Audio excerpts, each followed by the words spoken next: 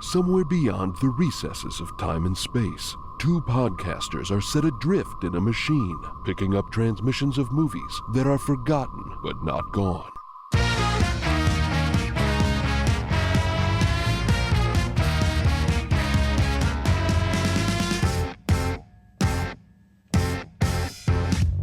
Welcome to Movie Memory Machine, the only podcast about forgotten movies that tells you I set you apart. I am your host, Landen Solano, joined always by my co-host, Truman Caps. Truman, don't you know how lovely you are? It's good to see you. Landen, it's so good to be seen that I actually think I'm getting obsessed with being seen, which, you know, sounds really just like most people on the internet these days, desperate for attention at all costs. Which is usually the opposite of stalkers and obsessive types, which is the obsession to see rather than to be seen. Mm-hmm. It seems like an odd and a dangerous pairing. No argument with that. I would say that pairing stalking with anything is usually a dangerous pairing. I don't think you could pair stalking with wanting to be seen, because it's antithetical to, like, lurking in the shadows and watching from afar. Maybe there's someone out there who wants to be recognized as the world's greatest stalker, though. You know, maybe he, and I'm assuming it's a he, just based historically on stalking. I think that's safe. But there might be some stalker out there who believes that he's the best at it and wants to be recognized by his peers for his ability to follow a woman into a dance class and kind of just stand at the back of the room hungrily watching her. Oh, you're going with the Josh Hartnett of it all and not the Rose Byrne of it all. Okay, interesting. Okay, well, and again, you know what? Maybe this is because of my stated belief that men are better at stalking, or at least historically have more experience. Rose Byrne is doing her own thing in this movie, and frankly, if Rose Byrne wanted to follow me around, I wouldn't mind being stalked by Rose Byrne, having her just intently looking at me from across the street, occasionally tumbling into a coat rack full of items. Well, listen, usually I have a pithy question to get us into these episodes, but they usually come back to haunt me, so I'm just going to ask a direct one this time. Do they haunt you? How do they come back to haunt you? Is it because you ghost them and then 2 years later they're following you around hotels and fancy restaurants? How do you feel about non-linear stories?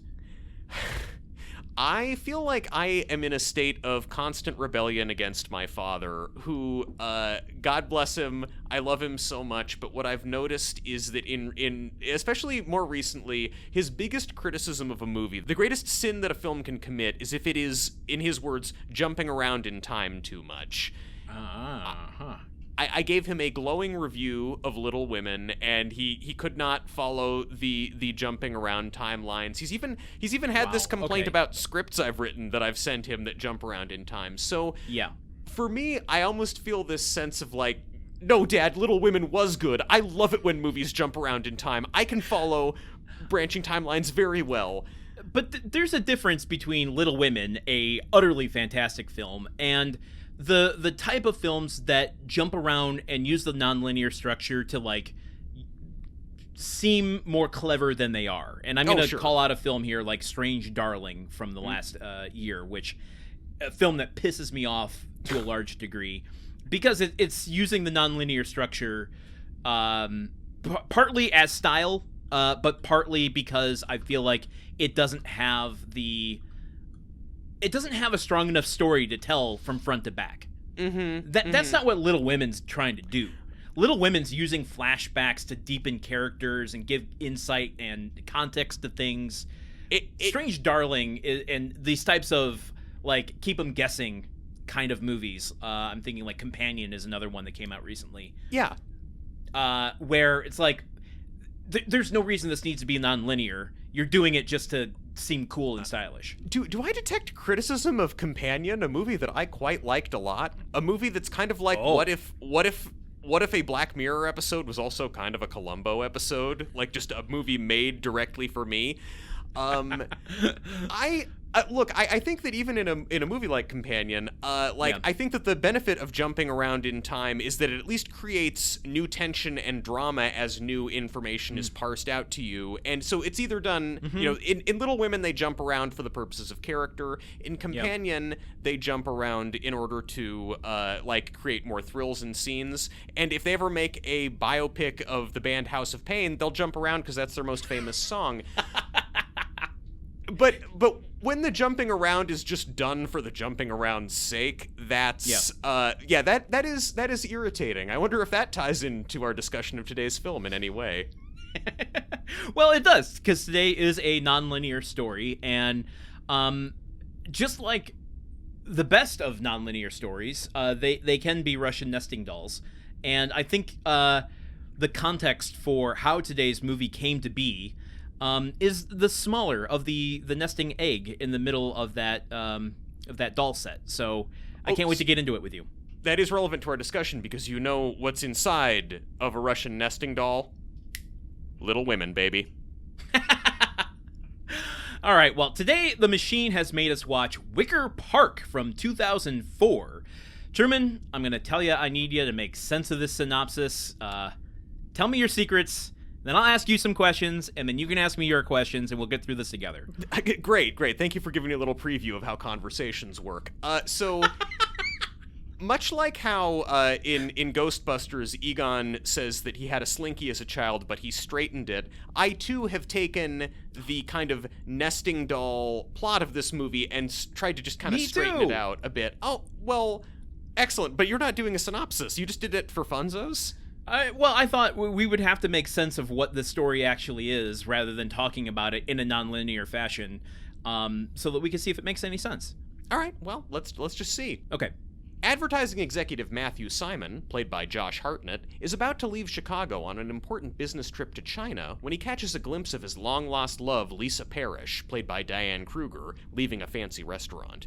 2 years ago, Matthew and Lisa had a whirlwind romance, which abruptly ended when Lisa moved overseas without telling him. Now, Matthew is about to get engaged to his boss's sister Rebecca, played by Jessica Paré, but the sight of Lisa reawakens his obsession with her. Unbeknownst to Rebecca, Matthew stays in Chicago instead of going on his business trip so he can get closure on what happened with Lisa. As Matthew spends the next few days following clues to try and track Lisa down, he gets mixed up with Alex Denver, played by Rose Byrne, a mysterious woman who secretly knows Lisa and harbors a romantic obsession of her own. Also, Matthew Lillard is in the movie. You said Lisa went overseas, and she went to London for dance. I'm not criticizing what you're saying here, but the way you phrase it, the way you phrased it just made it sound like she entered Desert Storm or something. Yes. Yeah, she got sent overseas. Yeah, no. This is the thing. This movie came out in 2003, and they needed everybody to go over there to liberate Iraq, including very beautiful dancers from Wicker Park, Chicago. First of my notes: more movies need to be set in Chicago. Beautiful city, highly underutilized in cinema. I listen, I've been to Chicago one time, and I agree with you wholeheartedly. A beautiful place full of breathtaking architecture and pretty robust public transit as well. Which is why I don't know why he has to keep borrowing Matthew Lillard's car. Why does he need the car? Get on the L train, you dingus. This movie was directed by Paul McGuigan. Oh my God! Do you want to look up a pronunciation of that online, and then I could edit this part out? Or I do not. Nope. I commit to raw dog the it. bit. Okay. Great. Well, to the director of this movie, I hope we got it right. I'm 43 years old. I'm completely leaning into dad mode at this point. So that means that you don't like this movie because it jumps around in time too much. You know what? It was kind of hard to follow. Okay. I mean, you're right. When you're right, you're right. But is that the jumping around's fault? We'll get into it. Yes. You might be wondering, director Paul McGuigan, what else did you direct? He worked with Josh Hartnett again after this film for Lucky Number 7. Lucky Number 11. I don't think I've ever heard anyone get that title right on the first go, because Slevin is such an unnatural thing to have to say. A movie I haven't seen. Is it a character named Slevin? I believe that one of the characters is named Slevin. I'm trying to remember. Yeah, I think I saw this one. This is why is he a number? I think it's that there are like 7 primary characters, kind of like in the movie Seven Psychopaths, how there's 7 psychopaths. I think that there are also 7 psychopaths in this movie. Okay, I gotcha. Okay, and we see their head in a box at the end of each of those films. A duffel bag, but yes, it's yeah. Okay. Look, it's a movie that is water skiing behind Snatch. That is all I can say. We are not talking about Lucky Number Slevin today. We are talking about Wicker Park, which was written by Brandon Boyce. Yes. And it's based on the film Le Parlement by Giles Mimouni. And now a French film? And is that a remake of The Apartment, which was later remade as Loser? No, it's not, though. That would be wild. If The Apartment was a remake of Loser. It's like, oh man, what if we just... Man, this movie was so great. It needs to be retold with a distinctly French perspective. But that said, though, they did have to change the name of the French film when it came to America because it was distributed by MGM, who owns The Apartment. So they couldn't release another film by that name. I love a little bit of trademark copyright trivia. It always spices up the episode. Director of photography Peter Sova, because I want to mention him later, and I also want to mention music composer Cliff Martinez a little bit later. I want to just mention them now. Okay, get them out there up front so you don't forget. They are. There they are. They're out there. Should we go into some box office specs for this film? Yeah, I'm intensely curious. Well, I'm mildly curious about the box office specs for this film. You apparently don't know how to read your own spectrum. No. You went from intense to mild very quickly there. And I said I was obsessed at the beginning of the episode, but I think that bit's over and done with. All right, so just so everyone knows where we stand, Truman is just kind of middle of the road here. All right, this movie was released September 3rd, 2004 by MGM Studios, as I mentioned previously. Production budget, $30 million. Oof. And speculative marketing budget, $5 million. Now, okay. Obviously, I'm just guessing at numbers and figures here. I can't guarantee that that's true. We've talked about this previously. Now, so are you suggesting that then there wasn't a McDonald's tie-in where you could, like, go and get a Happy Meal with a Rose Byrne toy in it, looking forlornly through a window? I'm not saying that. Although, what a missed opportunity, because you can get the different variations of the Alex character. You can get her in the Shakespeare makeup. You can get her in pre-Lisa mode, where she's kind of disheveled and bookish, and then you can get her in Alex as Lisa mode. Yes, yeah, exactly. And Matthew Lillard's character, he comes with a car, like that black muscle car. The Mustang. Yeah. And then he also and a pair of shoes. Yes, yes, the shoes that clip into his hands, and then also there's a button on his back that you can press for him to be confused about what's going on and misread the intentions of the scene. And you get three different Matthew characters too, not Matthew Lillard, but Matthew the character, Josh Hartnett, where you get photographer Josh, you get business executive Josh, and you get post-sex with one of the 3 women he has sex with in this movie, Josh. Yeah, it's a very merchandisable movie, and I'm sure that factored into its box office take, correct? Well, let's figure it out. How many theaters do you think this was released into? An R-rated romantic suspense film told non-linearly. Oh boy, it's probably gonna be more than it should have been. I don't know, 15 hundo. Higher. Well, there you go, folks. I called it 2,000. Higher. What the fuck? It's because there's pretty people in this, isn't it? They just were like, I think so. Hey, youths, come look at pretty faces projected on a gigantic screen. And you know what? God bless them. 2250. Also, if this affects your final answer, I misspoke. It's not R-rated. It is PG-13. Good that it's PG-13. Yeah, because my next question was going to be, what's R-rated in this? What? You can't have a movie that is this much about being obsessed with a beautiful woman and then not having any sexual content at all in it. Yeah. So you said 22. Do you want to change that as your final answer? No, I'll keep it there. Okay, it is $25.98, so just Wow. under 2,600 theaters. Lot of opportunities to see the film Wicker Park. That is absolutely true. We're so blessed. Okay, do you want to know what it was up against so that we can decide whether or not it's going to make money or lose money? Yeah. Tell me what we're fighting All with right. here.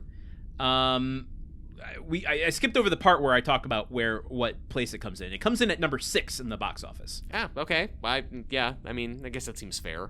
That seems fair. This is a number 6 level movie. I'm going to go from 10 to 1 on this Okay. one. I'm going to do a little backwards, and we'll do it quickly. Coming in its 7th week in 10th place is The Bourne Supremacy. Oh, okay. So just really setting a time and place. This is the second Bourne film, still riding high on those that new spy genre. Spy genre. Yeah, Paul Greengrass just moving that camera all over the Yeah. place. Fuck tripods. We don't need that. Get motion sickness in the theater, why don't you? It really was this era of that. Yeah. Coming in at number 9 in its first week, Vanity Fair. Oh, yeah. Okay, remember that. Number 8, The Cookout in its first week. Okay, cool. Glad they made a movie of that.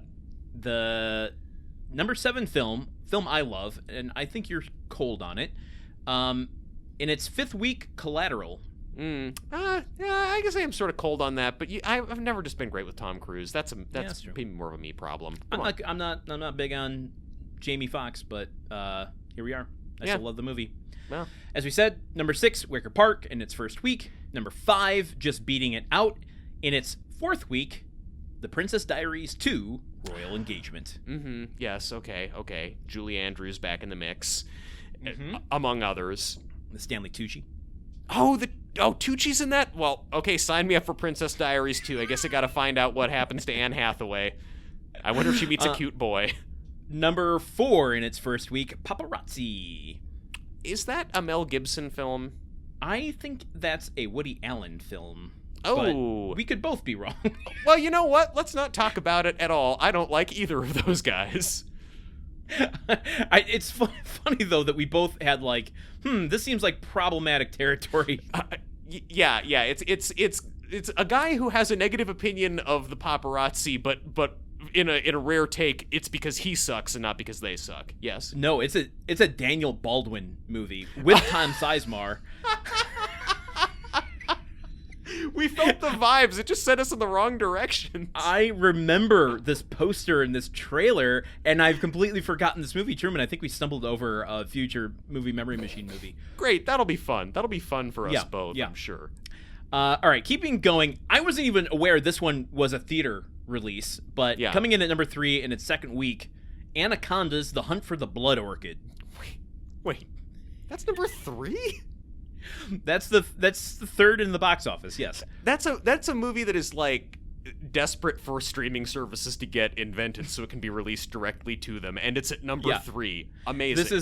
This is before I think the Sci-Fi Channel Sharknado world. Man, I mean, Sci-Fi Channel was making bad original movies well before this, but I guess not achieving at this level. Who was the lead in Anaconda's the whatever thing? I don't know. It wasn't Jennifer Lopez. Well, okay. Well, then let's keep it rolling. I don't need to know that bad. Coming in at number 2 in its third week. Hold on to your butts. We've got Without a Paddle. Oh boy. Seth Green and Dax Shepard. Oh, fucking hell. Hate it when podcasters are in movies. It's the worst. All right. And then in number 1. Jet Li's Hero. Oh, okay. I love this movie. Okay. And that's in like feudal China / feudal Japan. It's a period piece. It is a period piece, and it's kind of a portmanteau. It's kind of told in chapters. Does it jump around in time? It's been a long time since I've seen it. Truman, are you? My dad needs to know, is all I'm saying. All right. Well, listen. Your words do not speak as loud as my heart. I love Jet Li's Hero, and you can't change my mind. Even if your dad loves it. Or hates it. I haven't seen Jet Li's Hero. But honestly, the fact that you liked it a lot, it seems like a ringing endorsement. All right, so coming in at number 6, with a estimated budget of $35 million, including marketing, we make domestically $13 million. Ooh, the big, pretty faces in a dark room. Yeah. Not enough, huh? Now, enough. Here's a question for you. We have Diane Kruger, who is a German actress. We have Rose Byrne, who is an Australian actress. Do you think that's enough to generate a international box office more than domestically? You know what? I think yes, but I think what also is going to help this movie internationally is it's just Europe-y. It's just all fucking Europe-y. It's just shit as if that it was like over based there. on a French film, maybe? Could it be? As though it were filmed in Montreal, which is kind of like North America's version of France. So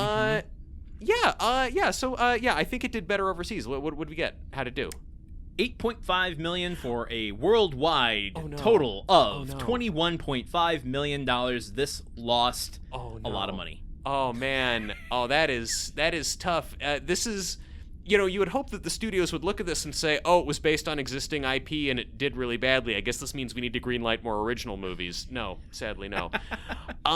So it's, I think then the Europeans looked at it and were like, "This is trying too hard to be our shit, and it is not our shit. We did it better a couple of years ago. Fuck you for trying, America." That's true. Now, Truman. Yeah, Landon. I need to tell you I'm sorry. Is this about wigs? Is this wigs already? No. Although, do you think Josh Hartnett was wearing a wig? I don't know. I'm now wondering if Rose Byrne was wearing a wig at one point. She wears makeup, I know. Her face doesn't normally look like that. I guess I'll give you an option.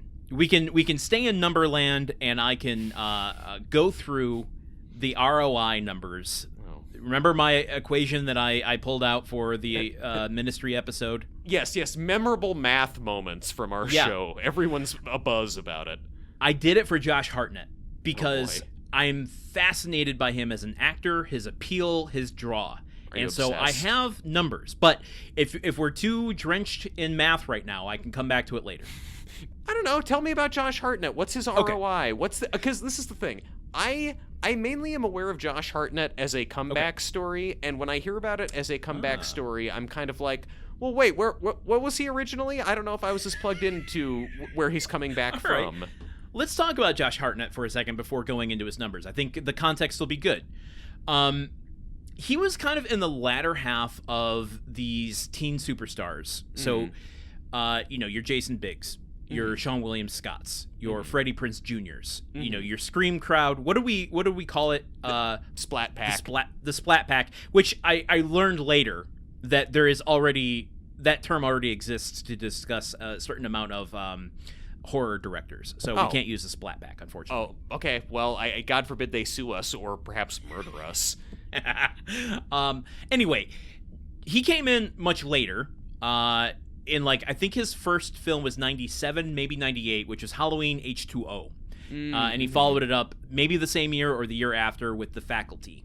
And he kind of sidestepped the heartthrob, bubblegum pop sorts of films. He was always in the more edgier, the fringe type of teen films. Yeah. If James Marsden wasn't cast in Teaching Miss Tingle, he would have been in that film. Oh, wait. I'm just seeing now that he was in Tim Blake Nelson's O, and that is a place that I saw him before. Okay, that is an artsy and kind of edgier, and it's also a Shakespeare adaptation, kind of like this movie. So That's true. Wait, in that he is a cute boy who's also kind of thoughtful and edgy. Is he not slightly Ed Burns-esque? He's got a little bit more going on than you might give him credit for. Oh, man. I'm not gonna lie, he may have played some characters that would have been a young Pete the Cameraman. Oh, boy. Characters that could have aged into Pete the Cameraman. Yeah. Possibly. Okay. Possibly. Okay. I mean, look, would Pete the Cameraman follow a woman into a ballet class because she's pretty? Yeah, probably. Except instead of just lurking in the background with an obsessive look on his face, he'd go up to her and say something really cool. Ugh. Josh Hartnett is interesting because, I understand the appeal of a Freddie Prinze Jr. He's good looking. He can do a thriller. He can do a romance. Josh Hartnett is a little edgier. He's got kind of that addict look about him in the horror films he did. He's a little more brooding. He's a little more pensive, if you want to apply that term to him. And I'm just kind of curious what his general appeal was. Like, I can't imagine people had posters of him on their wall. Maybe they did. Some people, I'm sure, did, but I didn't. You didn't? I did not have a Josh Hartnett poster on my wall. I did not have the character posters from Tim Blake Nelson's O up in the wall. I didn't get all the play sets from McDonald's either. It's not too late, Truman. We can get you that Playmobil figure of Josh Hartnett. Josh Hartnett in O. Only in O. Only in O. So, because he wasn't, like, of the mainstream, I think, he was better positioned to transition into more dramatic films. Because, any of those teen heartthrobs have such a hard time being taken seriously at a certain point in their career.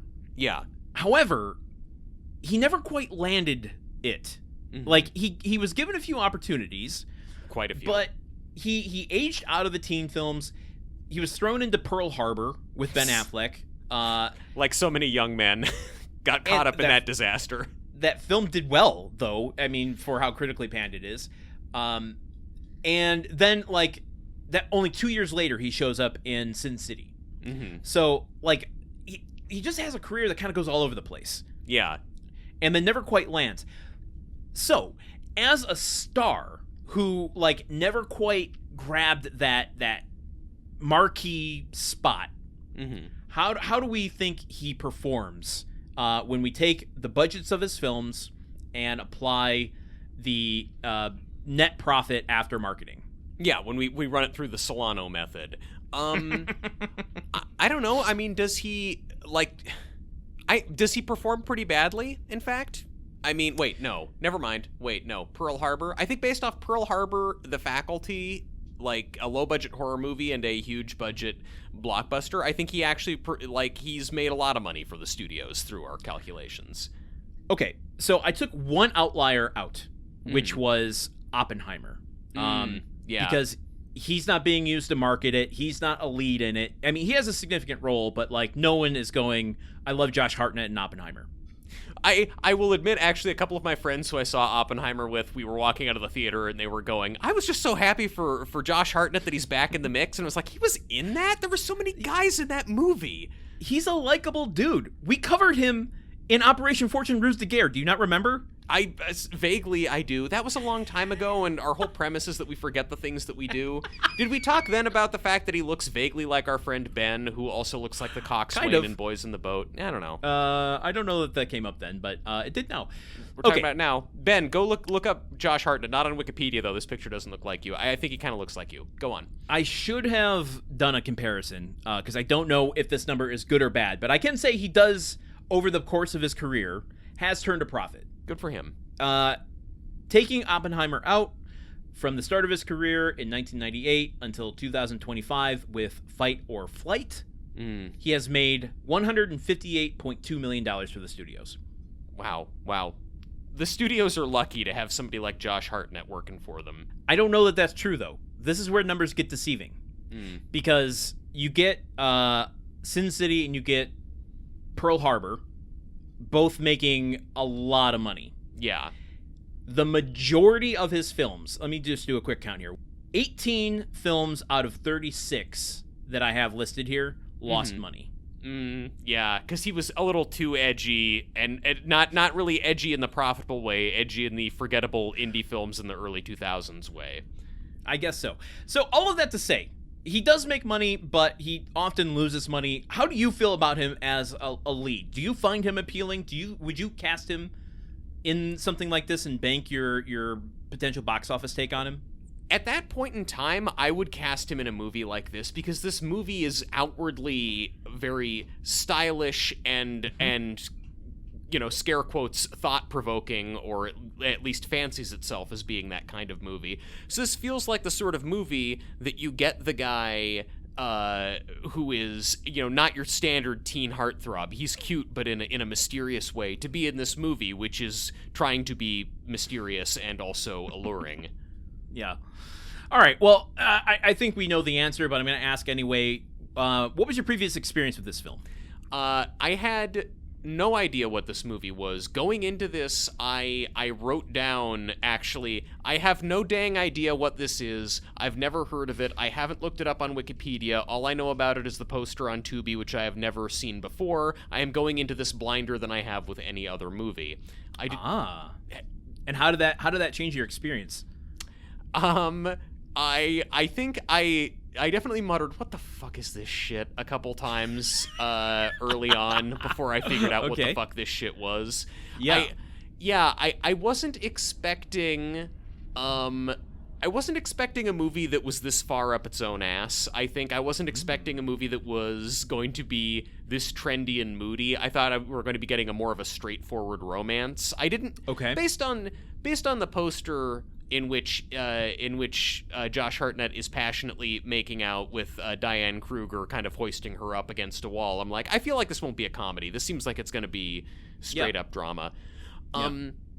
But so I knew nothing of this movie, but then in my subsequent research and in talking to people, it seems like a substantial number of people were obsessed with this movie when it came out. Yes.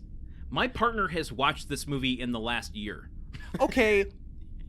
So this is the beginning of the theme of our episode, half an hour in. Landon, what's going on here? Can you explain? Yeah, tell me about your experience. Tell me about your partner's experience with it, because I don't get this whole thing. You don't get this whole thing.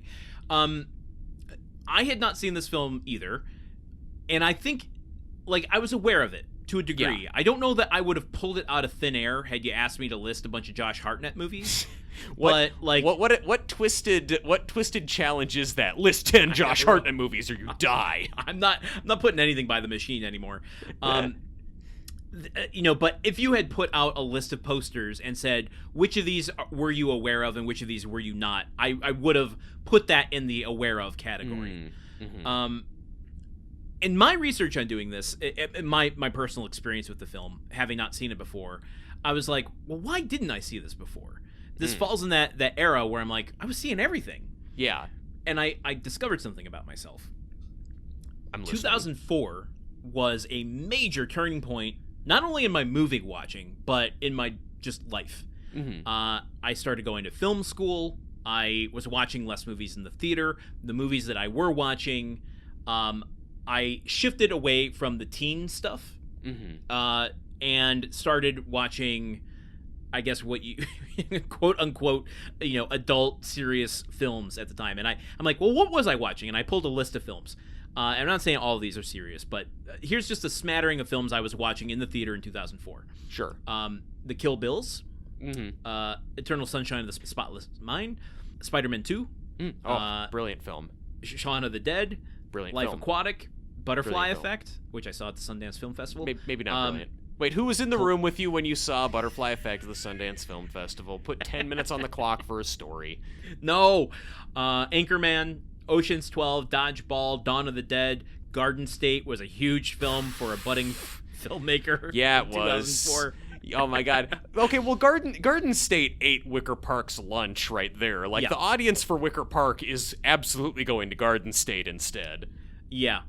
So, like, I was taking a step away from, like, the movies I was watching in high school, and I think because Josh Hartnett was in it and kind of part of that crew, I was like, I'm not particularly interested. Had I known at the time it was a nonlinear story that was a little bit edgier than your daddy's romance film, I probably would have seen it and thought it was pretty good. Yeah. I feel like this is... this has been swirling in my head since I watched the movie, and I've been trying to find a better way to phrase it than this, because I think I leveled a similar comment at He's Just Not That Into You. This feels a lot like a teen movie that's about adults. Like, it's kind of like, it feels like it was a movie written by high school juniors and seniors about what they think being an adult in the city is like. Yeah. And it feels like the sort of movie that really, like, I think that, I don't know, I'm seeing all these people online saying, I was so obsessed with this movie when it came out in 2004. Since everyone on the internet is 36 and a half years old, just like me, I'm assuming that means they were all, like, sophomores in high school when it came out. And it's like, it makes sense if you are 16 years old to see this movie about, like longing and obsession for someone that you've never talked to, and it's the most perfect romance in the world, and you make out really hard, and then her bitch friend ruins it for you. Like, I can see getting obsessed with it if you see it at that age.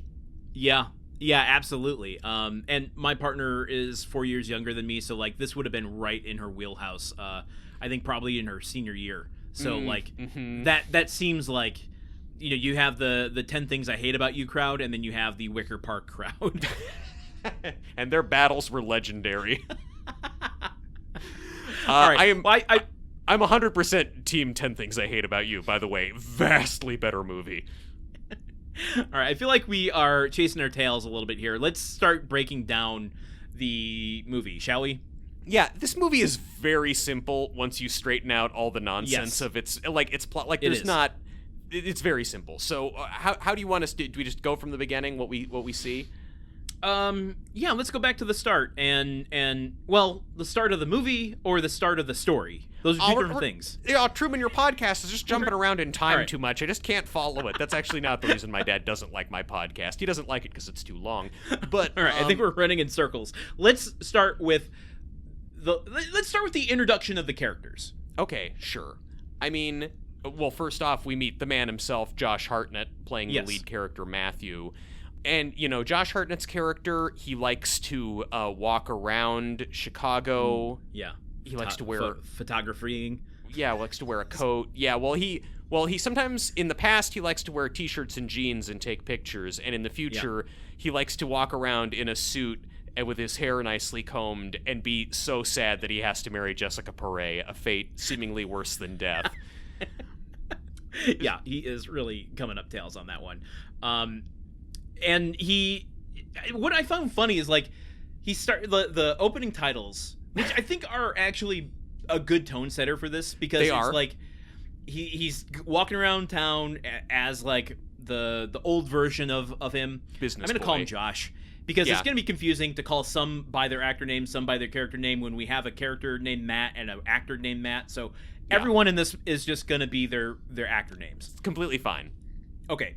Josh is walking around taking photos of the city, and we get a lot of like split screens and, you know, shallow focuses and wipes and split diopters, like just really kind of telling us that this is going to be a story told in parts, and we're not going to always see the same parts at the same time. The first of many, what the fuck is this shits, to come from me was just getting clocked in the face with this goddamn editing right off the bat. Just okay. Like, okay. So like he gets on the elevator with his boss to talk about his upcoming business trip, and he pushes the button for the elevator to go down, and the center of the screen goes downward while the images from the left and right side of the screen go upward. Yeah. On our previous podcast, we spent a lot of time describing ridiculous transitions between scenes, and I'm glad to see that like just a few years after the TV series Home Improvement ended, that wacky transitions found a new life in indie films. Yes. But I mean, yeah, they're a little hackneyed, but I mean, they are thematically correct here. I mean, yes, everything is in threes, and we're talking about love triangles to a degree. Well, kind of. I'm going to earmark that and come back later. I have a theory that we're dealing with more than a love triangle here. But... it's a 3D shape is what you're saying. I'm not saying that. That's not what I'm saying. Not yet. Oh, okay. We'll get there. No, I'll totally grant you. I am dunking on the editing because it looks very much like a movie that was made 21 years ago. But yes, it is thematically appropriate. It fits. It sets the tone for what the movie's doing. And I'm not dinging the movie for it being made in the past. I'm sure we're doing dumb shit now that's going to be laughable 21 years from now. But yeah, like it's consistent. I'll give it that. Okay, and so we get the titles over past Josh taking photos, right? Yes. And then after those titles, we get current Josh? Yeah, sad as Josh. The business exec, right? Yeah, business boy Josh, yes, where he is getting briefed by his boss, who is also his soon-to-be brother-in-law, who is telling him about this business trip to Chicago. Yep. He works... In the course of China, 2 years... Right? Yes, he's going to China for this business trip. this ad agency. He works at this ad agency in some sort of high-level position. After just 2 years at the agency, they have him wearing suits and are sending him on international business trips. Fucking nepotism, man. Yeah, man. But that does happen all the time. I've taken so many trips to China. But yeah, so they're kind of briefing him on this trip and how you're gonna do fine and you'll be great and just they love the materials that you made. It's never really made clear what he's doing at the ad agency, except we get like one shot of he's at a meeting with one of the Chinese clients in the United States, and they have a laptop open where they have like there's a little clip of this commercial, I guess, that he's directed or whatever that's playing on it. And the commercial has the same, like, triple screen split diopter transitions as the movie is using. Yeah. So it's like, am I to believe that Josh Hartnett is also the editor of the movie Wicker Park in the movie Wicker Park? Now, I have to interject a real-world thing here. Between the first and second viewings of this movie for me, I went and saw the Tim Robinson movie Friendship. Oh my god, I did too. Do you want to do which he works in marketing and is putting together a pitch for the mayor. And when I watched Wicker Park for the second time, I couldn't help but think of the boardroom scene when he's talking about knocking the mayor's teeth out. Yeah, it really made me laugh. I look. Tim Robinson in the Josh Hartnett role in this movie, same script, but just him following her down the street with that weird way that Tim Robinson walks, just staring at her wide-eyed. Her face is just like, that's blowing my mind! Yes, but is it safe to say Josh's heart is not in his work? His heart is net in it. It's net in the advertising job, and his heart is also net in getting married to Jessica Perret. I see what you did there. Was it fun? At first, I thought you were making fun of the way I speak, and then realized you were doing a Hartnett joke. Yeah, I think the brilliance of my delivery is that I did the joke like 3 or 4 times in rapid succession. That's an advertising principle. You want to hit them with the message multiple times. Yes. So he's not crazy about marrying Jessica Perret, who, and I mean, I gotta admit, with all due respect to Jessica Perret, this does seem like a fucked up situation because she is like his boss's sister, and so she's at this business meeting with the. We don't learn this, but what came first? I feel like he met her in New York. Yes. And fell in love, and he got the job through her, rather than the other way around, where he met her through his boss. Yeah, I mean, regardless of how you get into the job, I just think that being married to someone who is also directly tied to your source of employment that's going to be like, you're seeing each other at home, you're seeing each other at work. Yeah. Yes, but I do think there's a slight shift in the power dynamics there. Sure. Look, I'm just saying the fact, like, if you say maybe don't take the big business trip to China, you're not only fucking up your career, you're also kind of fucking up your partner's livelihood, and all of your eggs are in one basket. Yeah, I mean, setting aside her livelihood, I do think he is doing a form of self-sabotaging here of, I'm not going to China, and while that might be tanking my career, I might be okay with it tanking my relationship. Yeah, because his heart is also net in his relationship. No, it is net at all. And I mean, and again, this is what bums me out about this movie is that there is, this is a movie about him being, deeply, powerfully, madly in love with Diane Kruger's character, who we'll meet in a second. And all we ever really get to understand why they're in love and why it's the most important love story of all time is that Diane Kruger is very beautiful. That's why they're in love. She's very beautiful. She is a talented dancer. She is a talented dancer, and watching a very beautiful person dance is, kind of the preferable experience. Ethereal. I mean, yes, exactly. It's life-changing. I mean, it causes people to stalk. Yes, it causes people to try and describe the experience of looking at a beautiful woman and not even being able to just be, it's just like her face. It's just it's just so and like her she's just but so it bums me out though because it's like, okay, Diane Kruger, love of his life, she's beautiful. Jessica Perret also quite beautiful. If beauty is the only rubric by which we gauge the goodness of the relationship, then what is our problem here? Jessica Perret unfortunately, in this movie, falls into the Schwimmer-Pullman conundrum. Yes! Yes, this poor lady. She's just trying to date Josh Hartnett. But she can do it. Yeah, okay, well, now I'm a little upset that I made the joke in the first place. Fortunately, Jessica Perret will go on to be on Mad Men, where she will turn January Jones into the Schwimmer-Pullman conundrum. So, what goes around comes around. There you go. All right, so then how does Josh meet Diane Kruger? Oh, it's a tale as old as time. You're working at the camera shop, and you start reviewing the footage on a video camera that has been brought in for repairs. Why, as someone... I mean, maybe 2004 was just different time before, like, data mining was really a thing and privacy was more of an issue, but, like, why, if you're dropping off your camera, do you leave the footage inside of it? Because you also probably went to the 1 hour photo and dropped off your pictures there. And, I mean, I think no one was even considering this stuff. I think it's just like, all right. There was just this assumption that people will see my footage, but because it's really hard to put stuff on the internet and for it to go viral, there's no concern that it will, go widespread. I wanna back up for a second because we missed the sliding doors moment of the meeting at the restaurant, right? Where this is part of the jumping back and forth in time, but it's important because this is technically the setup of the Rose Byrne character. Yes. As Jessica Perret is coming into this meeting with Josh Hartnett and his boss, her brother, with the Chinese investors, as she's entering the building, a woman who we don't see, body slams her into the doorway as she's on her way out. Turns out John Cena was not expecting this to be a wrestling movie. And then, in the course of this meeting, Josh Hartnett, for some reason, has anxiety or for some reason needs to leave the meeting to go to the bathroom or make a phone call. The translator for the Chinese investor has proposed a toast to the marriage, and even the thought of having to marry Jessica Perret so upsets Josh Hartnett that he chokes, and it's just of our two companies, and he has to get up and go.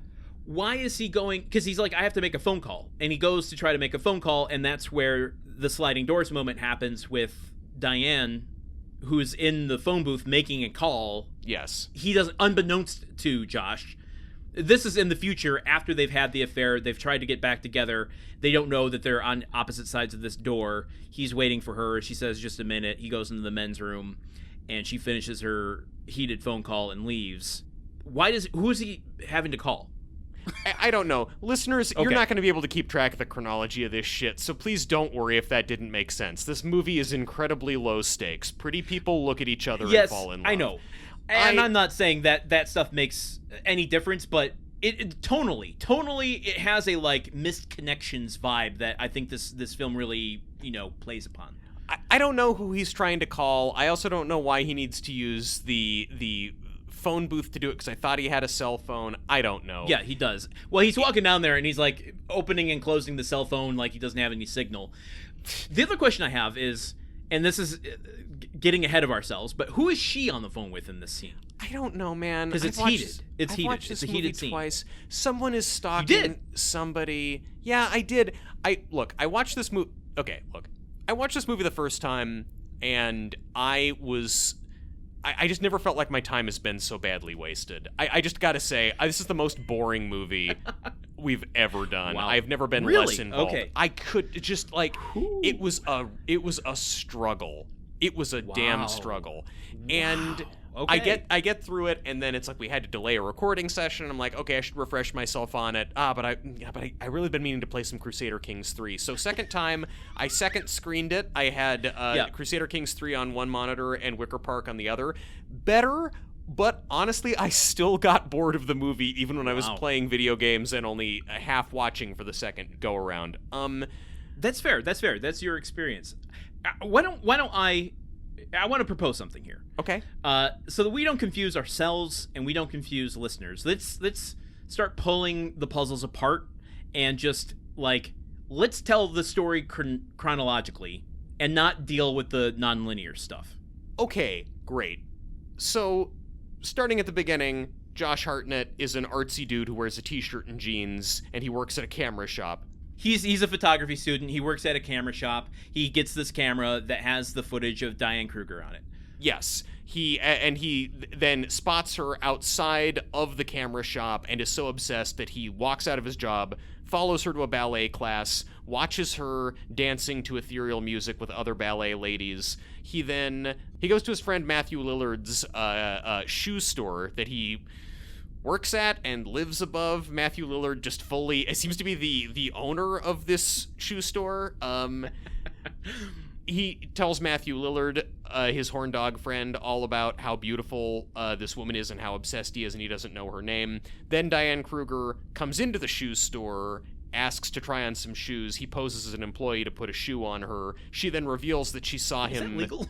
Is this legal for him to do? I don't think that being a shoe store employee is like being a doctor or something. I don't think you can get like busted for practicing. Well, I don't know. I mean, it depends on how interested you are in women's shoes, etc. I feel like as a customer, if I went into a shoe store and someone was fondling my feet and asked for my number, and then I found out that person didn't work there, I would go, hey, lawyer, can you please contact that shoe store and maybe file some charges? I don't know, but I don't think there's anything in the rule book that says that you can't pose as a shoe salesman to ask for a woman's number. I'm not encouraging it. By God, am I not encouraging it? I just don't think that the legal system has created any sort of restrictions on that activity. Okay, all right. Well, but at this point, she knows he's following her because she's seen him at the dance studio. She comes into the shoe store and he's like, I got a shoe for you. I'll go find a shoe. Oh, your size is 8.5. Oh, just like Fellini. You see, there's a Fellini film called 8.5. Oh my God, that line did it hurt so you? Good. Did it hurt you because maybe you, like me, could see a much younger version of yourself saying something like that to a woman trying to seem worldly and knowledgeable about film? Maybe a little bit. A little bit. So, but he's just like, I had to find you, basically, in this scene. Yes. And she does this flipperoonie on him and reveals that she knows that he's been following her and does the logical thing of then saying, let's meet for dinner tonight. Yeah. The question is, though, does she go into that store to meet him? I think she does. Or is she actually looking for shoes? Is she like, I came up to meet you?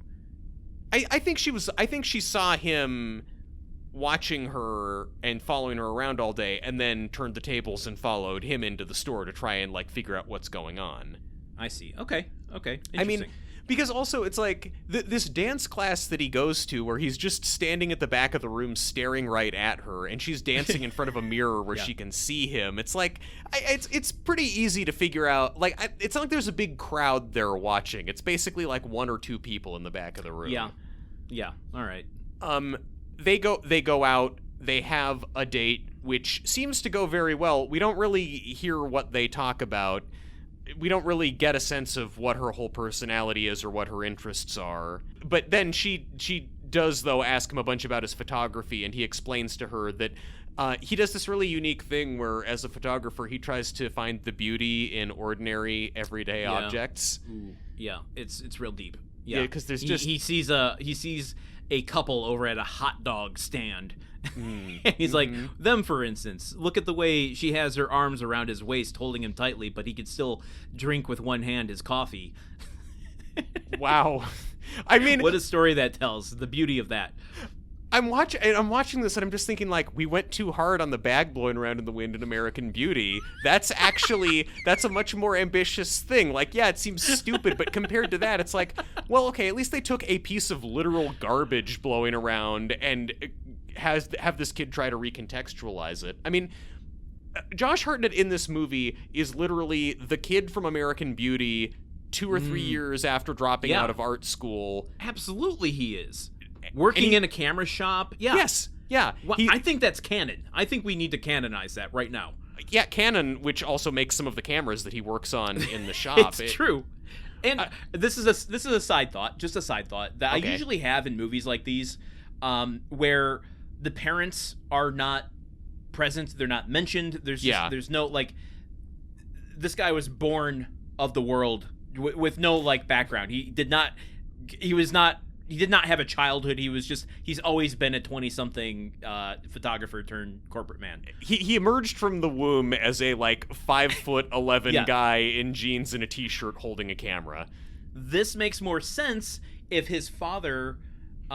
Wait, does Chris Cooper die at the end of American Beauty? He doesn't die, but I'm pretty sure the police are going to have some questions because he's got the one that murder kills weapon. Kevin Spacey. Yeah, he kills He's a Kevin true Spacey. hero. Yeah, exactly. Yeah, take that. Chris Cooper is secretly the good guy in American Beauty. But he basically he and the girl, Kevin Spacey's daughter from American Beauty, have run away in the aftermath of her father's killing. And then that relationship has fallen apart, and now he's just working at a camera shop. Trauma is not a good binder for a relationship. I will say that right now. This is true. He learned a valuable lesson about one part of his romantic life, but then he, has more to learn, as we find out in this movie. It's very true. So anyway, they go out. He talks to her about his artistic ideas. And then, then they go home. He drops her off at home. They kiss, and then he drives away. But oh no, baby, he comes back and he goes up and knocks on her door. All right. I want to pause, slow this part down because yeah, you do. I want to ask. Horny this feels freak. like a trope. This feels like a trope in movies. Yeah, it does. And I want to know: Yeah. has anyone ever done this, and has this ever worked? So we're gonna rush back to the start of the scene, which is. They're on this date in Wicker Park. They're having the kiss in the snow. He drives her back home. They're talking about things. They kiss in the car, and he goes, "Okay, have a good night." A move I've done 100 million times, where I'm like, I fucking should have done something. She goes, "Okay, good night. I'll see you soon." Goes upstairs, and he's like, "God damn!" He like pounds the steering wheel, drives off. He's like, "Ah," and then a few seconds later, you just hear. That's like really like hardcore. I'm about to fuck. Music is playing. As he's like rushing up 2 stairs at a time. This stairwell, and knocks on the door. She opens the door like expecting him and just jumps his bones. Yeah. Has the "I've left and come back" move ever worked for someone? Well, I mean, I can tell you for sure you're not asking the right person. I don't think. Have you ever tried it? I've never tried it, but I will say when I was a teenager watching Punch Drunk Love, a movie I know you know quite well, where he he kisses her and he leaves, and then he turns around, he goes running all the way back through the apartment and back to her door, and they kiss. And I remember as a teenager watching that being like, "Oh, that's a thing that I'll do if a girl ever likes me. I guess that's what I'm supposed to do." Okay, now that's an example of it working in a film, and I can only think of one other one, which is the most obscure reference I can do, which is a indie film called Luke and Bree Are on a First Date. Okay. And it's directed by Chad Hartigan, who did the movie Little Fish, which we recommended on one of our 5-4s. Yeah. And the whole movie kind of culminates to that moment. Like, that becomes the like, how are we going to connect after this one night? I let it go, and then it becomes the suspenseful moment, as opposed to just being a moment that kind of starts the romance of something. Yeah. But I have never in real life had the moment of, kissing a girl goodnight and then walking away and then being like, no, you know what's going to work out well for me if I go charging back to her house, pound on the door, and wait for her to open the door with the expectation of immediate sex. No, never tried it. Fans, write in if you have. Hopefully it worked. But so he does that. They're basically a couple from there on, right? Yeah. Like, the greatest love story ever told. Them in love. Yeah. And I think that's a good place to press pause and move to a different storyline. Okay. Because we got them in love now. Let's switch gears to talk a bit about the Josh Hartnett, Matthew Lillard friendship. Yeah. Because this is, in the timeline of it, makes the least amount of sense to me. Mm-hmm. Okay, so First of all, how do we feel about the friendship? Do we feel like it's a healthy friendship? I don't feel like it's a healthy friendship. I feel like Matthew Lillard is given a whole lot and not getting much, and Matthew Lillard works at the shoe store, and he's asking a bit. Later in this movie, he asks Josh to go to a performance, a performance of his girlfriend who he hasn't met, moments before he's supposed to get on a plane to China. That's a big ask. That's a huge ask. Multiple times Josh Hartnett's like, I gotta get on this international flight, and Matthew Lillard is like, no, come to my girlfriend's Shakespeare play, please. It's only like 3 hours long. You can go to the airport after the play, the thing everyone wants to do. You'll be able to enjoy this play, thinking about the flight you have to get on, thinking about post 9/11 airport security.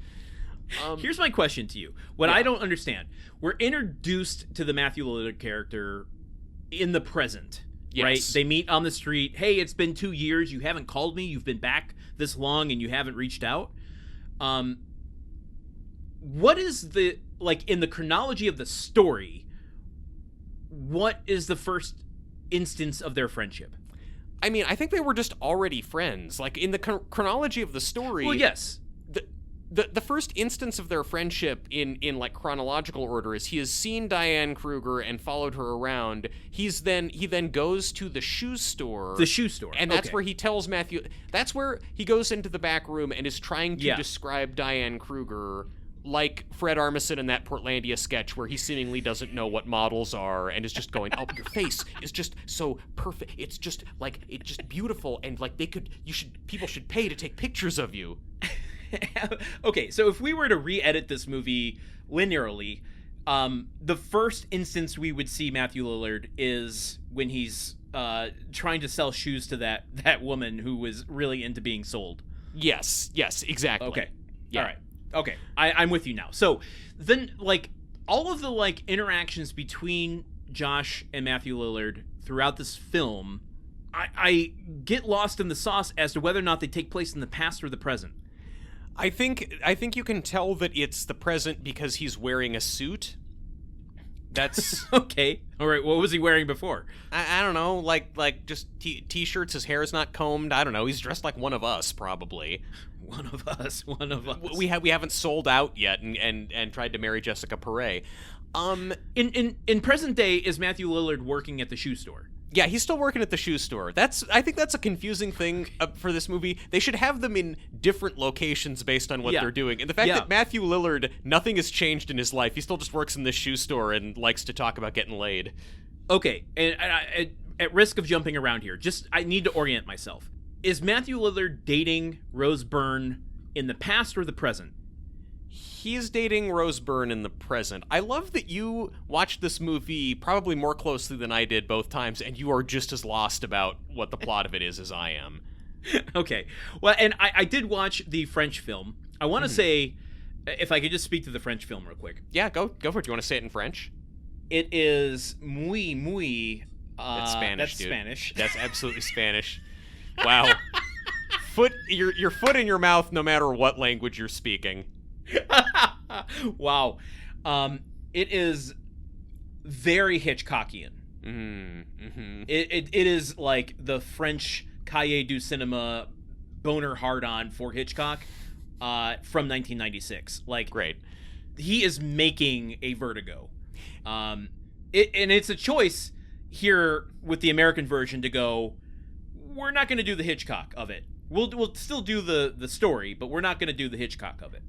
I saw this movie on Letterboxd referred to as Mulholland Drive for straight people. I'm just going to leave that there.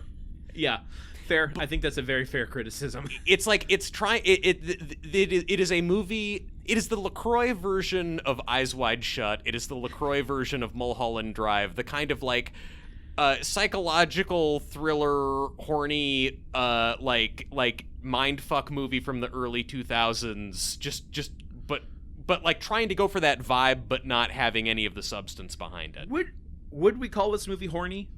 Well, I mean, the characters in it are horny. The movie itself is not horny. But, like, the entire plot of the movie is just basically, Diane Kruger is perfect for me. Why? Well, look at her. Look how beautiful she is. Yeah, I'm going to go the exact opposite. I'm going to say this movie is trying to be horny about characters who are not horny. I don't even necessarily disagree with you. The movie is about... Josh Hartnett feels like a virgin in this movie. Like, he's never seen a woman before. Like, he's an alien that has come down to just, like, who is this beautiful person? What is this feeling I'm feeling inside me? Her hair is so long, and are those breasts I see? Why, fascinating. More people should hear of these. I agree with you. It's about the concept of being horny, or it's about like the vague premise of a woman being beautiful and wanting to be close to her, and like analytically on paper the movie knows that it's like it's not the actual feeling, but it's the concept of the feelings. Yes. By the way, if I can do a plug, my R&B album Concepts of a Feeling is dropping this month, so part 1. Okay, going back to their friendship, if we could just like all right, coming back as we are, their friendship. There is one moment I really like. This is, we talked a little bit about this in the last episode of He's Just Not That Into You, of the relationship, the friendship between Justin Long and Kevin Conroy. All right, Kevin Connolly. Kevin Connolly? Kevin Connolly. Kevin Conroy is the voice of Batman, who R.I.P.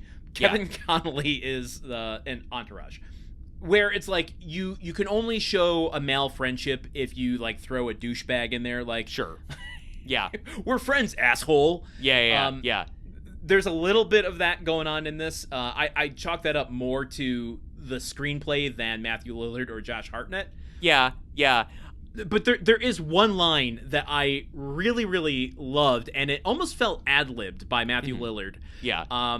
Where Josh is about to, I think, get on the phone with Lisa again, or he's going to go, I think, on a date with Rose Byrne as Diane Kruger. Like, yes. When Rose Byrne starts posing as Lisa.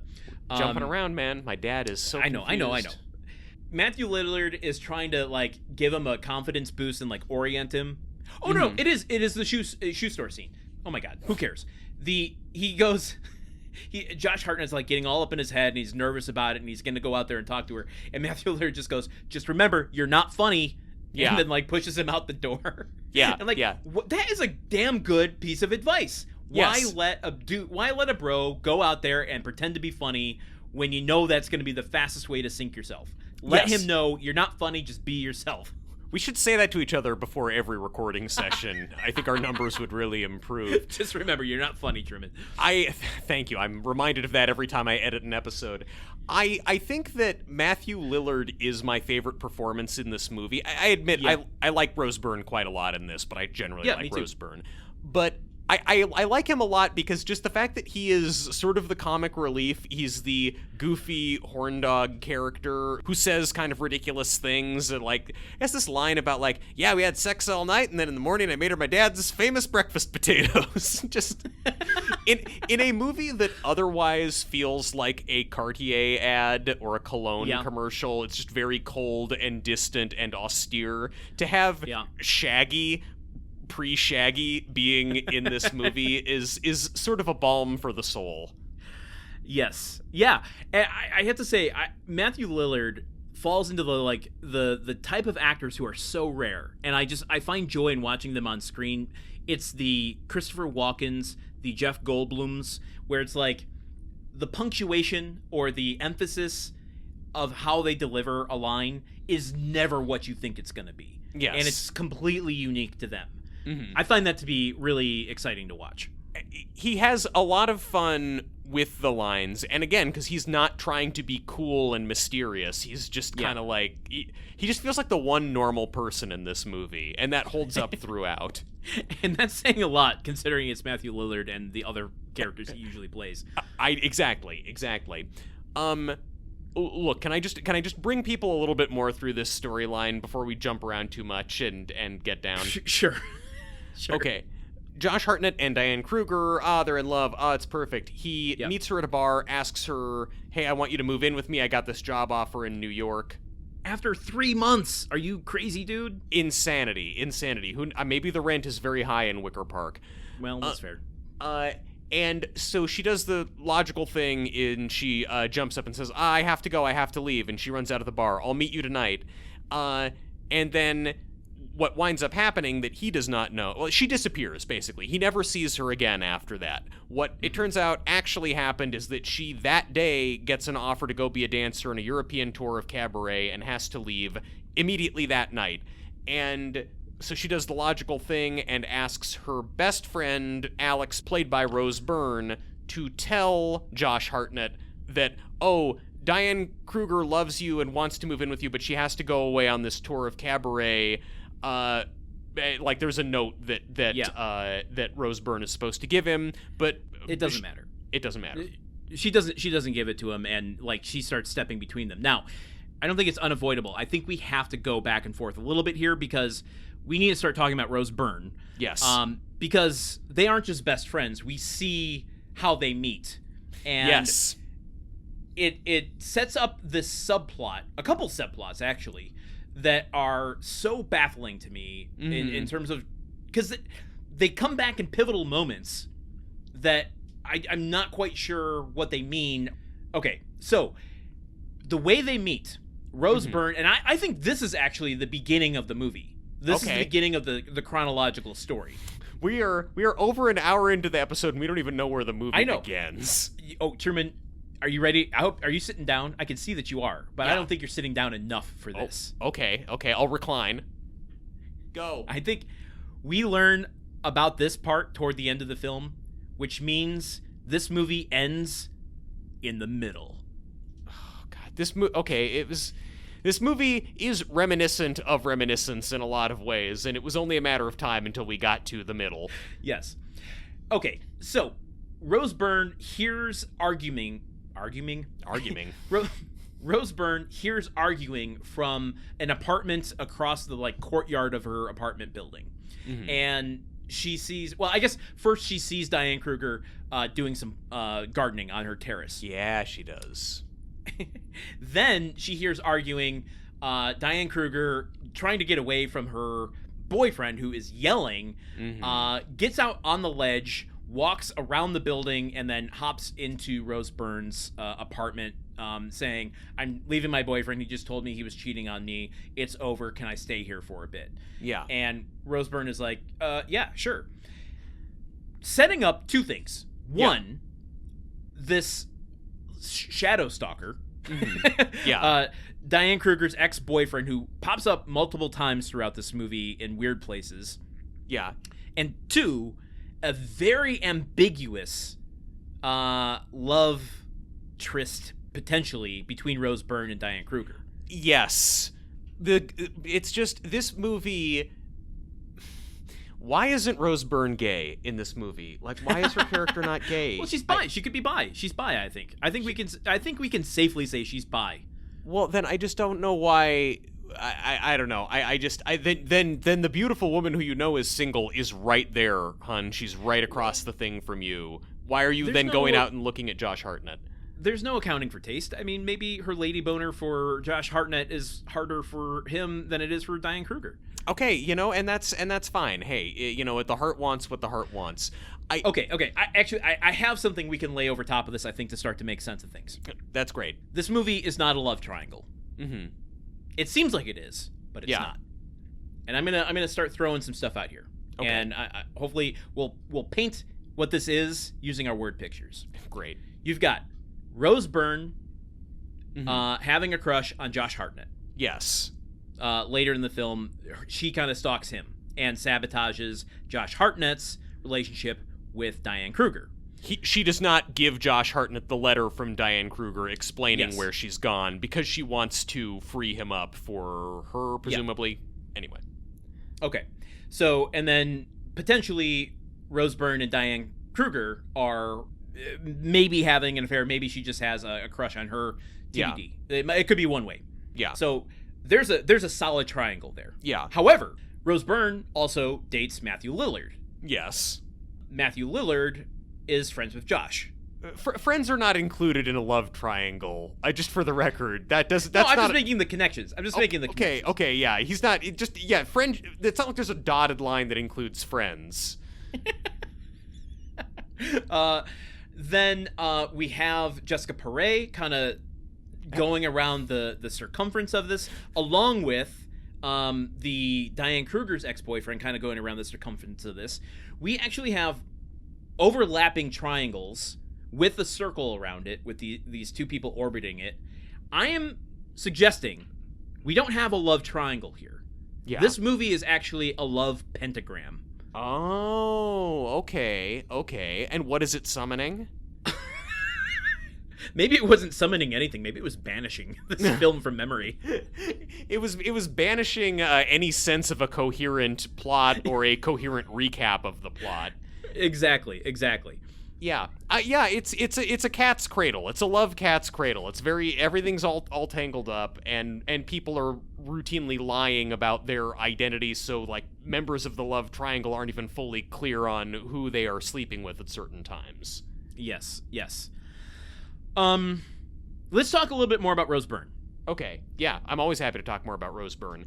She stares with such great longing at Diane Kruger, and for a few minutes of this, I'm like, oh, I see, okay, I get it, great, it's gonna be lesbian pining, great, excellent. But no, I guess as the movie presents it to us, even if we want to believe that Rose Byrne is gay, the movie just presents it to us that Rose Byrne seems to be just like Diane Kruger's mousy best friend, who then gets a crush on Josh Hartnett, takes the malfunctioning video camera she's been filming Diane Kruger with to Josh Hartnett's camera shop to try and meet him, but then he sees Diane Kruger on the camera, falls in love with her. This is why I think there's more to the Rose Byrne Diane Kruger love plot than meets the eye, because when you see what's on the camera of Rose Byrne having filmed Diane Kruger, it's very, like, Josh Hartnett looks at it and falls in love with her. Like, it's shot very lovingly, or maybe obsessive. Close-ups. Close-ups is just lingering on her face, and like, we see them together and kind of not compromising, but like Rose Byrne gets up and changes in front of her. Not that that's a big thing, but like, we don't know kind of what happened right before that scene starts, and she's in her underwear and gets dressed to go out for the day. It's there's hints and allegations. Hey, hallelujah. I'd say that like. I don't think anything's actually happening between Rose Byrne and Diane Kruger because of how anxious Rose Byrne seems to be. It seems like she is harboring these feelings, but Diane Kruger does not know that she is, because every scene with her, she's very kind of on edge. She's also like talking to. I don't even know for sure what Rose Byrne's job is in this movie, because she's an actor, but then she's also talking to Diane Kruger about being a nurse, and she's telling her, I forgot she works at a hospital. Well, apparently we never see her there, and she's lying to Diane Kruger, saying that, oh yeah, I hooked up with this doctor on a couch in the ready room, but I'm already seeing one of his friends who's a surgeon. So, and she's in that moment, she's lying, but she's talking about Josh Hartnett and Matthew Lillard, and this is in present day, when Diane Kruger is trying to find Josh Hartnett again. Yeah, god damn it. I've watched this movie twice, and even I don't know what it's about or like where we are in it. This is a science, Truman. I'm just so well, exhausted. maybe not. Maybe it's more like just questions of a science. I don't know. It's the LaCroix version of a science. Like, this is the LaCroix version of an actually psychological movie. I don't know, man. Where do we go from here? Okay. I don't know. I'll bring us back. Thank you. I think one thing I like, this is very subtle. I like that they made Rose Byrne an actor, because it plays very well into her, like, taking on the disguise of the Diane Kruger character later. I mean, it's not really a disguise, but like, she changes her name to Lisa to trick Josh Hartnett when he comes looking for Lisa. Because at the beginning of the film, when he goes to the phone booth and Diane Kruger was in there, she leaves a hotel card. He gets the hotel card. He smells the air and can like recognize her perfume like some fucking Bloodhound predator. now. It's so stupid. But he goes to the hotel room, breaks into the hotel room in a very confusing like moment. He's in the hotel room. There's still like steam on the mirror. The faucet's running. Why did she leave the faucet running? Lisa, like Diane Kruger, left the faucet running in the bathroom and just walked out of the room. Did she do it though, or did Rose Byrne do it? I don't know who's in the room. I don't even know why there's a hotel room. I don't know what the point of the hotel room is, Landon, and I don't know why later from the hotel room there's some article about a funeral, and he goes to the funeral and he follows a man to this other apartment, and I guess that's supposed to be Diane Kruger's apartment, but then Rose Byrne is in the apartment, and what's she doing in the apartment? Landon, I watched the movie twice and it sucked both times, and I don't know what happened. The man that he follows is the ex-boyfriend who was yelling at Diane Kruger and is kind of stalking her. Now, the movie doesn't go to any length to explain this, but when he goes into, he gets a key at some point and goes into, he gets the key because he follows the man, reaches under the door, takes the envelope that the man slid under there. Inside the envelope is a key. He uses the key to go in the door. I sound like a Dr. Seuss novel. I realize that. A Dr. Seuss novel? Is Dr. Seuss writing airport novels now? Like legal thrillers that all rhyme? He goes in there and Rose Byrne comes home. Yeah. And what this is saying is the guy that he was following was Diane Kruger's ex-boyfriend. He knows she's staying with Rose Byrne. And so he is leaving the rose and the key for Diane Kruger. But Josh Hartnett thinks, well, he thinks it's for Diane Kruger, but when Rose Byrne gets home, she says, "I'm Lisa," and makes Josh Hartnett think it's a different Lisa, it's a different guy. Lisa wasn't actually cheating on him, because she says, "This guy's been following me, he's an ex, I'm very nervous and scared, will you stay tonight?" Yeah. And that's her way of seducing Josh Hartnett after 2 years of him being gone, to get with her. So they're using the kind of scariness of this ex-boyfriend of Diane Kruger to be the impetus for the romance of Rose Byrne and Josh Hartnett. What if we just spent the rest of the podcast talking about the movie Friendship? Do you want to just call an audible and do that? This movie does not deserve our attention or our listeners' thought. I'm telling you now. All of the work we're doing to unravel this convoluted nonsense, it means nothing. It was here for no reason. Okay, listen. Let's take a different stance on this. Not a different stance, a different approach. This movie is about vibes. But not like the movie Vibes, which does a much better job. Not like the movie Vibes with a Z. No, that was the director of last week's episode. This movie's just about like you're feeling it. Like you got big feelings, right? And you maybe put this on when you have a crush on someone and you aren't with them yet, and you're like, oh, how many times have you seen this in movies? The guy, if he could just get the chance to explain to the girl what his intentions are, he knows that he can convince her. Yeah, because the woman just needs it explained to her, right? That's the issue. Okay, but this movie's about vibes, and I will say on a vibes level, having been of a certain age in 2004 when this came out, it hooked into a few things for me. Things unrelated to the story and what was happening. For instance, the pea coat that Diane Kruger wears and that Rose Byrne eventually wears, is it the same one? Do they own the same color? I don't know. Is it two? What doesn't matter. I don't know. They're both size 0. They can share clothes. Is this kind of like loose knit? Not loose knit, but like it's I don't know. I can't describe it. It's a coat. This burgundy color. It doesn't matter. I had a major crush on someone who had this exact coat in the year 2004. And it brought me to a place. Yeah, okay, I'm glad we're talking about this, because I feel like the reason people got obsessed with this movie, and the reason that this movie has been remembered by anybody, e.g. your partner or all the people on Reddit talking about it, is because if you are the right age, you can like, yes, the romance in this movie is very underbaked, but like, if you are going through a situation like that at the time that you watch the movie, where you are obsessed with someone, you have this deep and all-consuming crush, you can very easily project your own situation onto it, and then that becomes very impactful and meaningful. Isn't it like the greatest love songs? They're generic enough that you can apply it to your situation.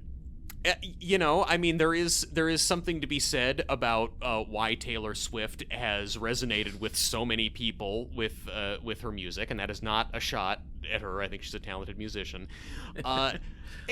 But yeah, I mean, it's like, this is just sort of like, these are almost this whole thing is sort of like paper dolls that you're kind of like sliding your own wardrobe onto, your own red coat from your memories. So just watching this movie for the first time with no prior experience, when you were at, say, our advanced age, you just don't really quite have as much to like. I think we both have had experiences like this where we got really hung up and obsessed with somebody, but now I think both of us have aged enough to kind of like have enough perspective on that situation to be like, yeah, but it's not going to go like this. Like, they didn't. It's not like Rose Byrne sabotaged that girl who ghosted me. It's just like, no, she had other shit going on, and I moved on, and everyone's life is better now. But that's the fantasy, though. You know, you wanna live in this world a little bit. Listen, okay, 2004. I'm gonna put you in my headspace. Oh boy, it was a bad place. I'm not gonna lie. You won't like this.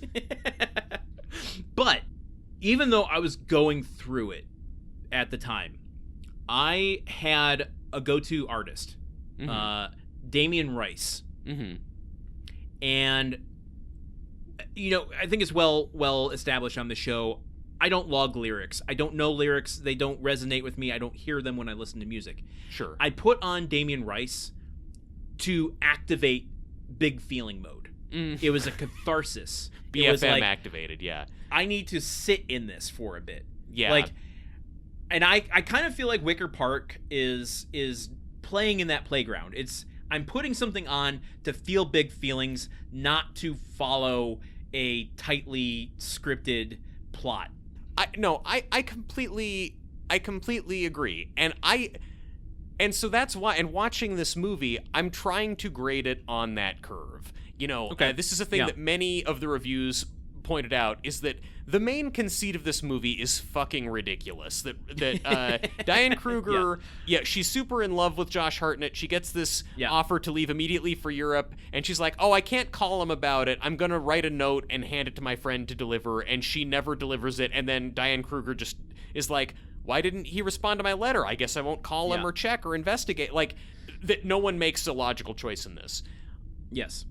That I buy that. This is like Shakespeare play logic. Like, this, it's fine. This is not a movie about the plot making sense and about people behaving like normal people. Again, it's a thing you've said before about people don't go to the movies to see reality, they go to see truth. Like, so it's this notion of like, okay, maybe it's not realistic that they'd behave this way, but is it true to their characters and who they are?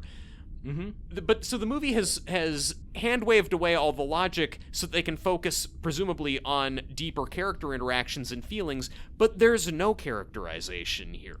Like, I don't know if I agree with that. I don't know. I don't, like, at the end of the movie when he's talking to Jessica Paré and spoiler alert, breaking up with her, Josh Hartnett says, "This isn't the kind of guy I am," and I'm like, I don't really know what kind of guy you are. You interesting. Okay, you like to take pictures. You don't know if you would trust Josh Hartnett with your kids at the end of this movie. Like, you should have an answer to that one way or the other. Yes, I don't really get a good, like, I have more of a sense of who Matthew Lillard's character is than anybody else in this. But so the characterization, I think, is weak. And then so it's like, if we're focusing on character, well, there's nothing there to focus on. And then it's like, well, this is a movie about big feelings and big emotions. But again, everyone in this movie is at such a remove, and they're so detached and distant and austere. If I can go back to the start of talking about the 1996, French version for a second. Of course, go for it. I think that this is like, that movie was made in 1996. It stars Vincent Cassel and Monica Bellucci. Like, it has in very young roles, like some of their earliest roles. And I think if this movie was made, and as I said, it was very Hitchcockian. If this movie, the American version, was made sooner on the heels of that, like in the late 90s, and you cast like a young Nicole Kidman or a young Cate Blanchett, you know the type. Yeah. Like this, and I think it would work a lot better. Because it wouldn't have gone through that MTV era, American version of things. Yeah. That, like, you wouldn't be questioning all these things as much. Because, your criticisms are absolutely valid. Thank you. I don't know who Josh Hartnett is by the end of this either. I don't know who Diane Kruger is by the end of this. Matthew Lillard and Rose Byrne, yes, I do. More from them, yes. Yeah. But I think I mean, you could say that of most leading men, in these films. Like, who the fuck is Jason Biggs by the end of American Pie? I don't know why I reached for that the first. I'm so sorry. I never saw it. I wouldn't know. Proud to not know, in fact.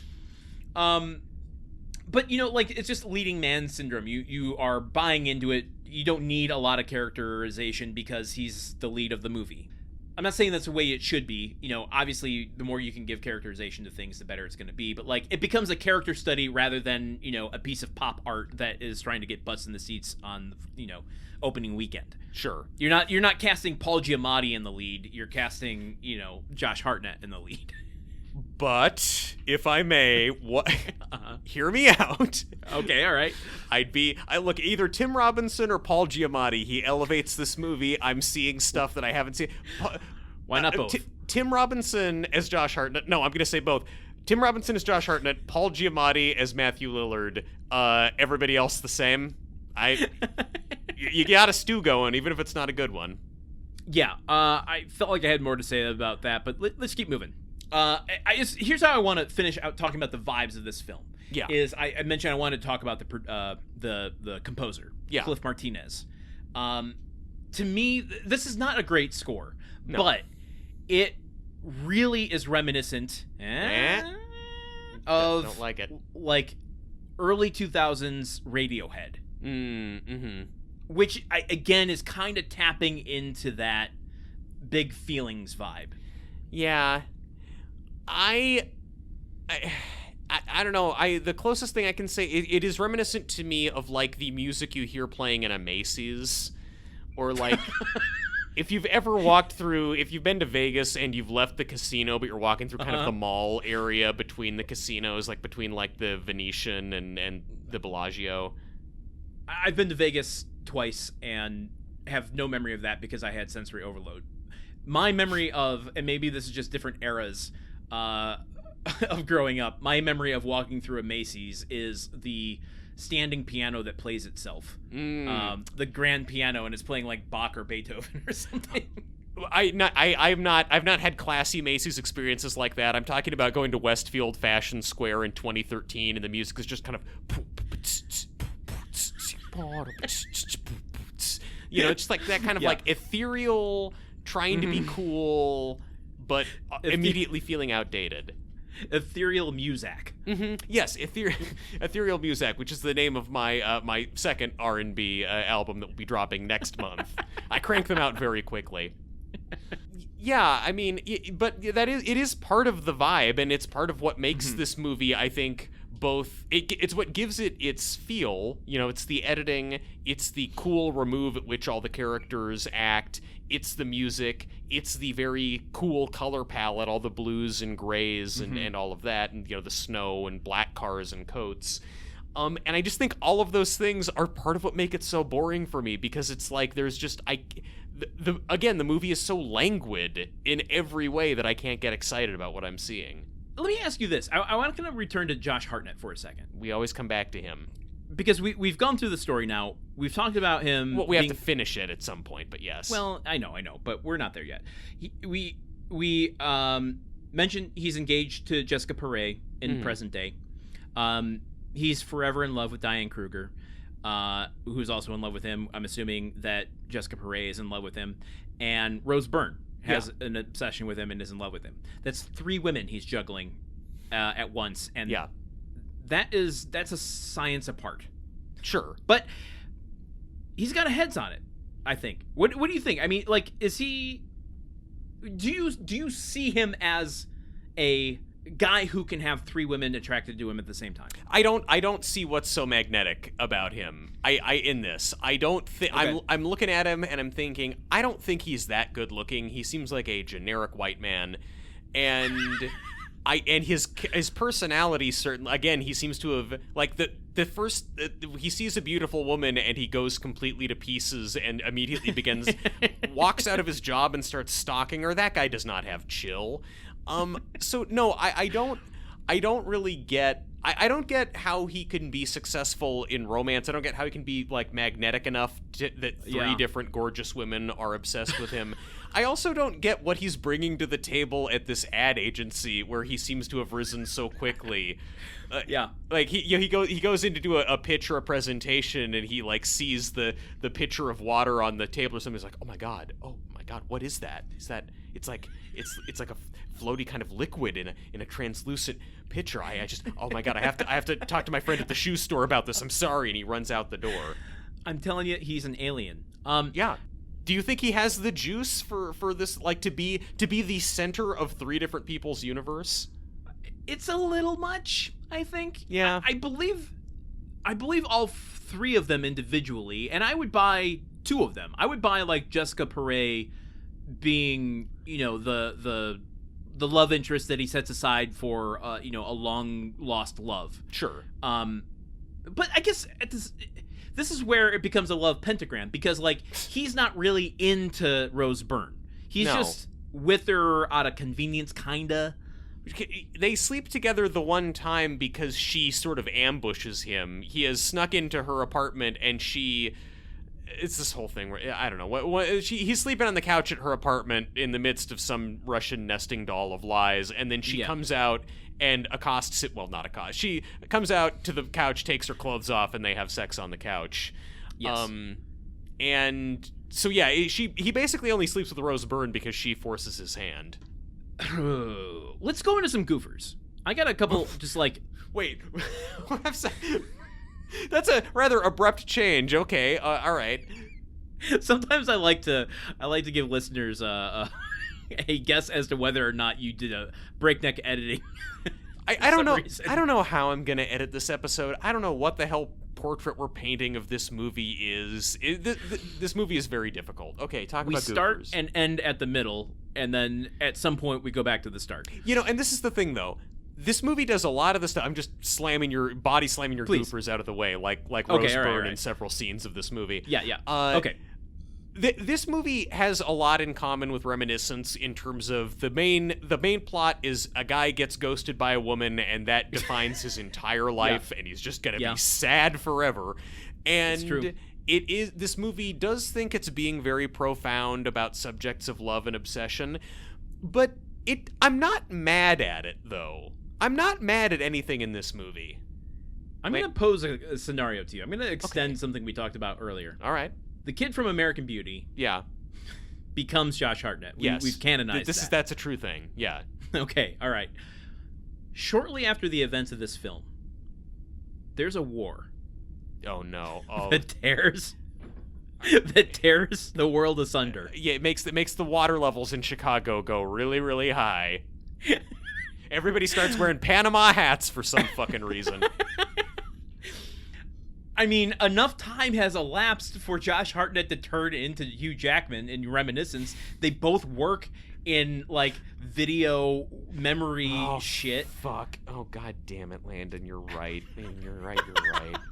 So, what this implies is that in the, like, 20 years between, like, this movie and Reminiscence, well, actually, that would mean Reminiscence is set in 2024, which is insane. But, like, the only way for this to make sense is that Josh Hartnett's character is doing nothing but push-ups for 20 or 30 years to get as jacked as Hugh Jackman in that movie. But... okay, yes. This can be seen as like a prequel to Reminiscence. He only got more insufferable. He spent the intervening years doing push-ups and halfway reading a book about metaphors and forgetting how to really bring one home. But I'm not mad about it like I am with Reminiscence, and I'm trying to figure out why. Is it just that it doesn't have the obnoxious voiceover and the flowery, blacklist dialogue? Yeah. This movie's not pretentious, I don't think. For as kind of ambitious as it is with its style, its editing, and its non-linearness, like, I don't think it's being pretentious. I think it knows exactly what lane it's in. Yeah. We are in big feelings lane. Yeah. We are catering toward, the kind of edgier crowd of the teen films that are, those people that graduated in the year 2000, they're now potentially graduating college if they could afford it and stayed on track for a 4-year college. I think they're like, yeah, we can I think we can just bask in like that world for a bit. Yeah, this movie is artsy, but it's not pretentious. This movie is like, and it's not, maybe because it's also not trying to be as many things. Like Reminiscence is trying to be, I'm going to be a film noir movie, and I'm going to be a kick-ass action movie, and I'm going to be a thought-provoking sci-fi film about memory, and I'm going to be the world's greatest romance. I think it speaks more to the time in which the movies were made and the industry in which it was made rather than the films themselves. Yeah, maybe that as well. I mean, maybe it's just that I can look at a movie this was probably very pretentious in 2004, but I can look back at it now and just kind of be like, oh, you scamp. Oh, what a time period. Do not, because I can extrapolate that further in saying that in 20 years we're going to look back at Reminiscence and think that's a scamp, and I'm not willing to say that. No, I think we're going to, because we're locked in to our impressions of that movie. That's not going to change. It's not going to improve with age. All right. Do we want to like try and close like out the storyline on this? Just Yes. Josh Hartnett has been chasing clues to try and find Diane Kruger all over town. He winds up sleeping with Rose Byrne, who is claiming to be named Lisa, even though she is not. But then also, at the same time, Matthew Lillard is dating Rose Byrne and keeps trying to set up a situation where Josh Hartnett can meet her, but it keeps not happening due to chance. And meanwhile, the whole time, Josh Hartnett keeps trying to book a flight to China so he can actually go to China and finish that business trip. Also, no one at the Chinese investors has like called America and been like, "Yo, where's your guy? It's been days. This is a very high stakes meeting." That is covered. It is covered. When he first decides not to go, when he's like, I found this hotel key, I'm gonna go look to see if I can actually find Diane Kruger after all these years. I think she might be here. I'm on the scent. I'm on it. He's a detective. Not wearing a Panama hat yet, but he's on his way. Yeah, has to earn it. He calls up the Chinese investors and pretends to be someone else at the company saying, oh, yeah, he just got down with a really bad case of food poisoning. He's still coming. It'll just be a couple extra days. So he's buying himself time. Yeah, but then no one at the Chinese company like called the ad agency and was like, "Oh man, too bad about your guy who got sick. Anyway, here's the new meeting notes for like." There was no other communication ahead of this very high stakes. There meeting. might have been. We have no more insight into the company world beyond that. No, because at the end of the movie, when he's at the airport, Jessica Perret is there, and she's like, "Oh hey, honey, how was your trip? I didn't hear anything from my brother that you didn't show up." Maybe her and her brother have a bad relationship. Okay, maybe that's, or maybe they have a healthy relationship, and that's a healthy boundary they set as saying, we will not talk about work during familial matters. I would rather a movie about Jessica Perret and her brother and how they separate their family life and the little mom and pop ad agency they run than whatever the hell this shit was.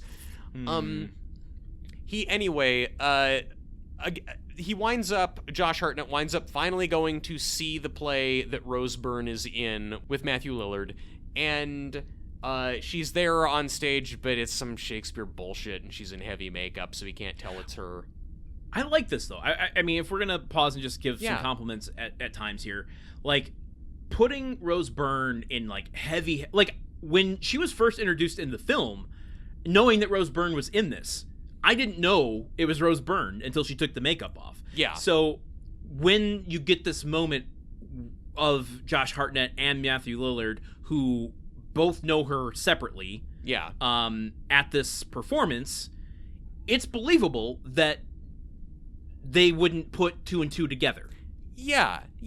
I guess it's like, that gets diluted by all the other nonsense in this nearly 2-hour-long movie. But, like, the coolness of, they are both at this play to see this woman who they have both, like, Matthew Lillard has slept with her and is trying to pursue her romantically, and Josh Hartnett has slept with her and thinks she's a completely different person, and she sees them both there and is trying to... manage that while on stage doing her lines. It gives her inspiration, because this is 12th night, and she's performing a monologue about allowing another person to go, fall in love and be with someone despite her own feelings. As we see evidence of very early in this story of the director coming up to Rose Byrne on stage in like sketch comedy style broad strokes, this stage director just going, "What's going on, Rose? I just, you seem a little off. I don't know. I guess, just performing Shakespeare, and you're just spilling out your guts, and I'm getting nothing out here in the back row. You're giving me nothing. You telling me that you've never been in love before?" Like, he's building up to an Al Pacino level monologue. Or, dare I say it, Tim Robinson, and suddenly you're in an I Think You Should Leave sketch. Yes. It's like he's trying to direct an Arby's commercial, but he's demanding that level of performance out of someone.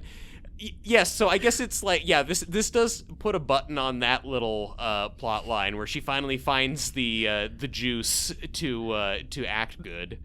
That said, having been a theater minor, flex. and lots of stage experience, this inspiration she gets finally from seeing Josh Hartnett and Matthew Lillard sitting next to each other, watching her perform. She delivers this monologue finally, and rousing applause. Best performance in the show. She's going places. Oh, brutal. I mean, brutal. I think you heard it here first. Rose Byrne, bad actress. That's the take from this podcast. You've been Rose Burned. Byrne notice, truly. I think Rose Byrne is capable of Shakespearean level acting for sure. Yeah. I'm just saying this particular rendition of this moment, I felt like the director all of a sudden. I'm like, I didn't really feel anything there, Rose. Can you give me a little bit more? Like, have you been in love before? Because I'm not feeling it. Yeah. I actually liked it better before. The first one that I said I didn't like, that one was actually better than this one. Just roll it back to that. Yeah. But so, after the show, then I don't know, there's so much other... Somehow Josh Hartnett figures out that Rose Byrne threw away the note from Diane Kruger to him. Yeah. Because Matthew Lillard finally traps the both of them unintentionally at a dinner. Like, I'm going to have drinks. He comes and sits down, and he sees her and puts 2 and 2 together that she's been pretending to be Lisa while also being the Alex that Matthew Lillard is dating. That scene is my favorite scene in the movie, and it's one of the last scenes. So, he has once again skipped another flight to China, and he comes into this meeting. Matthew Lillard has there's this woman who he has actually better chemistry with than any of the other beautiful women in this movie. There's this beautiful travel agent who works at the downtown offices of American Airlines. 4 women are in love with Josh Hartnett in this movie. The airline ticket counter person is the other one. And if I can say something without anyone getting mad, I think he should go with her, because she's getting him first class ticket bookings last minute for an international flight. He's gone to her at one point. It's like, I need to get this flight to China because I fucked up and missed the other one. And she's like, I don't know, they're pretty full up. And then she kind of looks at him and looks back at her screen and smiles and says, you know what? Come back in a couple hours. I think I can get you on a first class flight out of LA. It's more than that. Because she goes, your initial ticket was a first class, and all we have is coach. And he goes, I don't care. I have to get there. And she's like, oh, you know what? I like you. I mean, this is her inner monologue. Yeah, going, yeah. You know what? I jump your bones, and I want you to have the best in life. Why don't you come back at 3? I might be able to swing a little first class for you if you come back then. He's like, cool. All right, I can do that. Yeah. I'm an employee at a major airline, and what motivates me the most is making sure that you, one of our customers, is comfortable and satisfied. So I'm gonna go out of my way. You know what? Maybe if we all looked like Josh Hartnett, we'd get a little better treatment at the airlines. Okay. So once again, our friend Ben presumably is flying first class everywhere because all of the travel agents in 2025 are going cuckoo bananas at the sight of him. He comes into this drinks with Matthew Lillard and Rose Byrne. Oh wait. Yeah. Before we get there, because this is a big Tantric. like this is all leading up to the final moment of this film. We're getting closer and closer to seeing like fate trying to get them together. So Josh Hartnett is at the airline ticket counter. He steps out. The second that he steps out, Diane Kruger goes back in, and we kind of it's that misconnection sort of vibe. Yeah. Like we see him in the background, we rack focus to the foreground as she walks in. They don't see each other yet. They're so close to each other. Yeah. Go watch the movie Serendipity, which came out around the same time and does this whole shit in a much better and more enjoyable way. Eugene Levy's in it for a minute, and that's fun. But so Matthew Lillard, Josh Hartnett arrives at the bar to meet with Diane Kruger, and Matthew Lillard. God damn it. This movie is so dumb. You have to sting this episode with this McCoover. God damn it. It's so fucking hard to keep track of any of what's going on. I hate this movie more than any of the other ones just because of how hard it is to talk about. Josh Hartnett goes to the bar to meet Matthew Lillard and Rose Byrne. And he gets there and he sees, oh, this is the famous Alex that you've been dating and talking about this whole movie and that I talked to on the phone once. Oh, yeah, it's you. And realizes then also that she has sabotaged his relationship with Diane Kruger. They both sit down at the table and they, like, Josh Hartnett and Rose Byrne are both in like this very kind of deep emotional place and are kind of like he's angry at her and seething and she is like kind of vengeful and embarrassed, but and Matthew Lillard is like, I'm having a drink with my girlfriend and my good pal. And they're so Rose Byrne and Josh Hartnett are having this kind of very intense and cryptic conversation that is laden with subtext about where he's asking her, like, what kind of person would, lie to someone and sabotage a person they've never met? And she's going like, well, sometimes you see someone and you get obsessed and you build them up into something in your head, and 9 times out of 10, they're not that person. And we're cutting back to Matthew Lillard just being like, what are you talking about? What's happening here? At one point, he says, Jesus Christ, guys, calm down. We're just having a drink. And why I love this so much is because I have been Matthew Lillard in this scene, I feel like 4 or 5 different times in my life, where I am convinced that I am the main character in a romantic comedy, and then I find out, oh no, I am a 4th build supporting player in this lady's romantic comedy that stars this other guy who has just walked in. Like I have so often, and it takes me about as long as it takes Matthew Lillard to realize it. Like, just, wow, there seems like a lot of stuff going on between these two, but I'm sure it's nothing, right?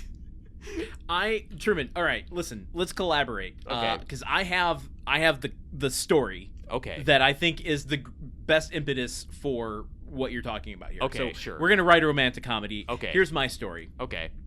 I was working in an office of a very small organization, a very, very small company. And my boss, went and got married to his girlfriend in Hawaii secretly. Mm-hmm. And the only other people that knew about it was my coworker in the office, and they didn't want anyone to know. Mm-hmm. So, but I think my coworker knew, but my boss didn't know she knew. Mm-hmm. Anyway, the point is, everyone starts tiptoeing around, trying so hard not to spill the secret, and the only person who didn't know was me, and I had no stake in knowing or caring whether or not he was married. But I knew that my coworker knew that they got married. I knew that my boss had gotten married. Like, I knew that they had gotten married, but I was able to watch them all try not to tell me that they got married, and I'm like, why are you doing this little performance for me? Yeah. Okay. Who does it care if I know that you all got married? So you're the nega Lillard, though. You are all knowing and simply watching. Yes. Whereas Yes, he knows less than anyone in this scene, including the audience, and is simply confused by it. yes, exactly. Yeah. The yin to my yang, I suppose. Yeah, it's just this. If more of the movie had been this kind of stuff, if there had been more of, I guess it's like part of it is you can't really have a moment like this until you've been building to it for the whole movie.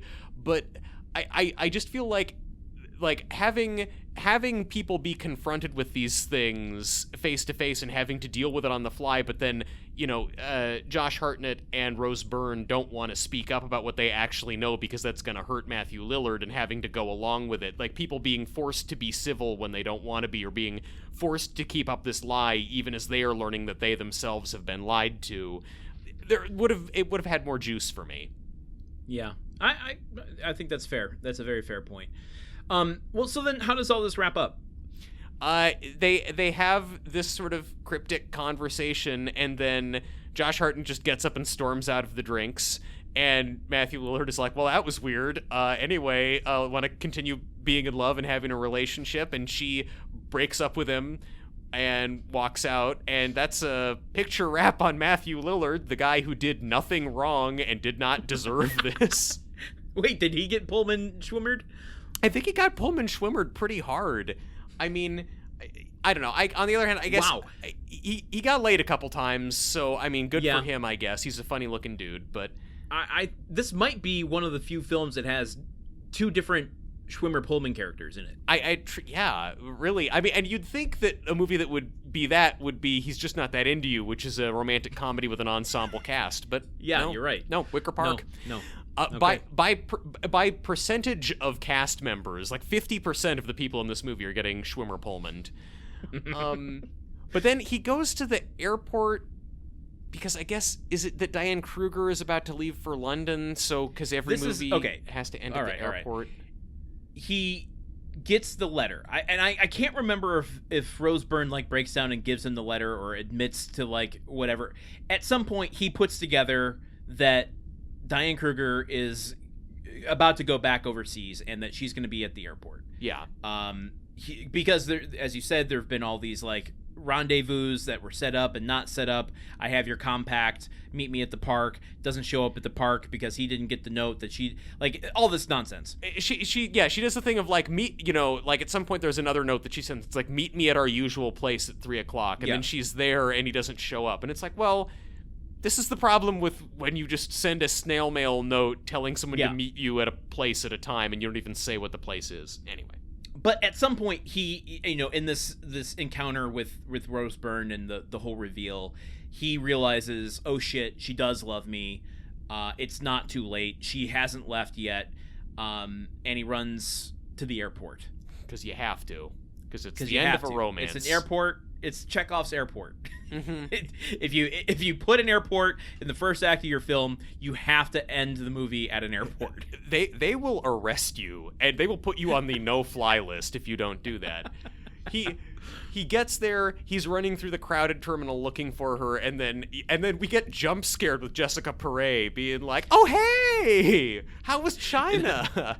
In the last minute like ditch of will he get there in time? Like you're really feeling the ticking clock at this part. I'm really feeling the ticking clock because I'm like, will this fucking movie end so I can do literally anything else with my evening? I've been very busy lately. I just wanted to have a good time watching a movie for the podcast.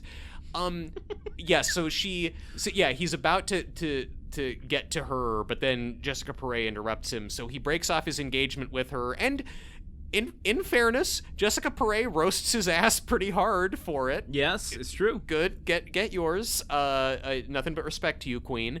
But then, yeah, he catches up to Diane Kruger, and, like, she senses him behind her, and she turns around, and it's like, they're just, like, kissing, and then it's the terminal is... What's this? The terminal what's this is new tone you're taking so on? How you're crowded. describing it. It's so weird. The terminal is so crowded. There are people walking all around, and they just are, like, on the floor, like, kneeling in the middle of all of this, just, like, making out, and I have to get to a flight to Sheboygan, and these two numbskulls are here blocking everything. I'm gonna miss my flight. It's tough enough. Like, the Chicago O'Hare is a crowded airport anyway. Why are you flying from Chicago to Sheboygan? I mean, it's like an hour and a half drive. I hate driving, Landon, and and I don't even know if Sheboygan has an airport. I might have to. They don't. You probably have to fly into Milwaukee. Oh, and then rent a car. But you know what? At least I'm not driving from Chicago to Milwaukee, so I'm saving myself some miles there. Okay. Much worse for the environment, though, and more expensive.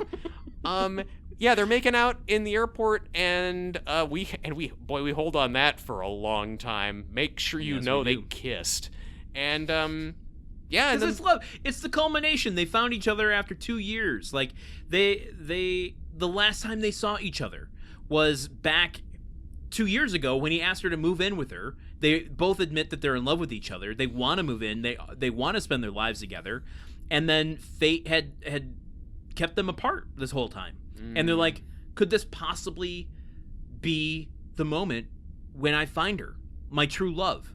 This is my sliding doors moment. I'm with her for forever, or I have to suffer a world of living with Jessica Perry. Oh, the most terrible thing. And, and look, and of course, thank God that Diane Kruger found him, because, like, she's never gonna meet another guy. Like, she's Diane Kruger. Oh, who's she gonna who, what man could possibly be? Like, all of these people are so good looking. They have the world is their oyster, and they're all like 24 years old. It's true. This is the most just like, no, my girlfriend broke up with me at the junior prom, and I'm gonna die alone. Nothing will happen if this one relationship very early in my dating history doesn't go right.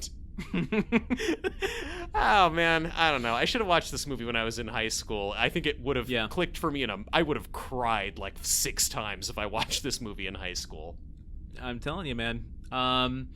So they get together. Do you think we don't get a coda? Do you think they stay together? Do you think this is a lasting love? I don't know, man. I mean, I feel like probably no, given that all of this love is based... No, I'm sorry. This whole thing is based on, like, obsession and immediacy, and, like, they were together for 3 months, and then she disappeared, and he's spent 2 years building her up in his head. She's never going to be able to compete with that. Now, I gotta be honest, like, I might agree with you. Yeah, it's not lasting, but... that relationship is lasting longer than it should, just for how much mileage they get out of telling the story of how they got together. A much better movie would be the movie about, like, that starts like 3 months after this, and it's and all their friends being like, oh yeah, they had that whole thing happen with Rose Byrne, like, but they're meant to be, and them like having to come to terms with the fact that, like, oh, we actually are kind of just a fling, really, but now there's all this pressure for us to stay together. Oh. Yeah, I don't know, but no, I don't. I mean, do you think they stick together? Do you think they make it work? No, I think I just explained it. Like, they don't stay together, but they stay together longer than they need to. Yeah, because like you can't not love telling that story, and you're gonna embellish it. It becomes 5 years at a certain point. He goes on the trip to China, and they have a close encounter there. Like, they're gonna be adding things to this story every time they retell it. Yeah, because it's a sunk cost fallacy at some point. If you were back with her for a little while and then you split up, you're like, what did I spend 2 years beating myself up over? Oh man, Jessica Perret and I actually had a pretty good thing going on. I actually did care about her a lot, and she was a better match for me. But now she's dating some soccer player, so what am I gonna do with that? Now she's married to Don Draper. What am I gonna do there? Oh my god. All right, well, so that's the long and the short of it. Do you have anything we didn't cover? No, I had so little to say about this movie, and I know that's laughable after 2 like hours, but it's not a lot of here, you know what I'm saying? Well, then I think we have to move on to ask, why do you think this film was forgotten? I mean, this movie was forgotten because there have been many better movies made about obsession, and there are many better movies made, period. But better movies about obsession and love and longing and loss that have a deeper well of emotion to draw from, and this draws from a pretty shallow well, and it doesn't really hit if you're not exactly 16 years old when it comes out, and not a lot of 16-year-olds saw it, as we've found out. Why do you think it was forgotten? Yeah, I think I mention often where it falls in people's careers. Like, this was just right after the Josh Hartnett heartthrob era, you know? Yeah. I think Rose Byrne was way too early in her career, and also I don't think she quite she's fantastic. She elevates anything she's in. Without a doubt. But I don't think her name quite landed in America the way that maybe they had intended when she was first being brought up. Yeah, you have to wait so long to get any Rose Byrne in this movie, too. Yeah. Just sitting there looking at my watch for 50 minutes, being like, when are we going to get Rose Byrne? And I think it suffers a little bit from the just style of the era. Yeah. And so, I think this is a movie that's the people who know, and the people who didn't know at the time will never know. Yeah, it's a hard movie to come back around to now, fresh. It takes a lot for a movie to kind of overcome the datedness of its editing. You know, only the Star Wars movies can really get away with how hokey the editing is, because they have a lot of other stuff going on in them. But otherwise, when a movie is this much totally locked into the MTV trend of the exact year it was made, it's going to be a lot to have legs beyond that. Yeah, and I think editors learning the lessons of this era and not making editing choices that are so time-stamped. Yeah. That's progress. True. Editors remembered this movie because it's kind of hard not to if you're seeing what not to do. All right. That brings us to our verdict. Truman, no one said it was easy, but do we send this back to modern memory or leave it forgotten? I think we got to leave it forgotten, because I've been struggling to remember it in the time it's taken to get ready for this episode. I'm sorry. This is more about me than about the movie. I just can't hold brain space for this movie. What about you? No. Oh no, you sick fuck. No. You're gonna say yes. No one said it was gonna be this hard. I think that it's it could be me. You are it being about you, not sending it back. It could be about me wanting to send it back. I think that this does serve a helping of something that that can satisfy a specific audience of a specific age, and I think it's worth remembering for those people. This is the equivalent of listening to a track from 2004 that you hadn't listened to in 20 years. Nodding my head. This is true. I would be interested to show this to some teens and see how it gets with them now. I agree. I'm just going to start walking up to teenagers and being like, hey, you want to see a movie? But I would be interested to know if, is there, a timelessness to the story that's being told here? A timelessness to the big feelings. Yeah. You haven't sent a single movie back this season yet. I just want to draw some awareness to that. Maybe the machine is sending us bad movies. I mean, I don't want to I don't want to bite the machine that imprisons me, but so far, I don't know. So far, we haven't had a barnyard tier film. All right. Well, we disagree once again, but Truman, I respect you. Well, Landon, I respect you too. You know what? I think that I have learned a lot about this movie and about you through the discussion of the film. So, but tell me you love me. Not on the air. That you gotta get on our Patreon feed for that level of platonic male intimacy. Well, It's such a shame for us to part, but until next time, for Truman Caps, I have been Landon Solano. And for Landon Solano, I've been Truman Caps. Get out there and fall in love, everybody. Movie Memory Machine is part of the Gruntwork Podcast Network. Join our Patreon at patreon.com/gruntworkpod to keep the machine running. Theme song by Porky's Groove Machine. Rate us on Apple Podcasts or wherever you listen. For more information on today's show, visit moviememorymachine.com. Once. Yeah. And it becomes what she finds is best and most empowering for herself. Yeah. Is to, like, you're right, this shouldn't be together. You're just not that into me. You're just not into this marriage. Let's end it. Yeah, because what ultimately happens, though, is that they're kind of trying to make things work, but unknown to Jennifer Connelly, Scarlett Johansson is now split up with Bradley Cooper. And then Jennifer Connelly comes home at one point to their newly renovated house, and then she finds a pack of cigarettes in Bradley Cooper's stuff after he has spent so much time denying that he has started smoking again, something that she's been pressing him on.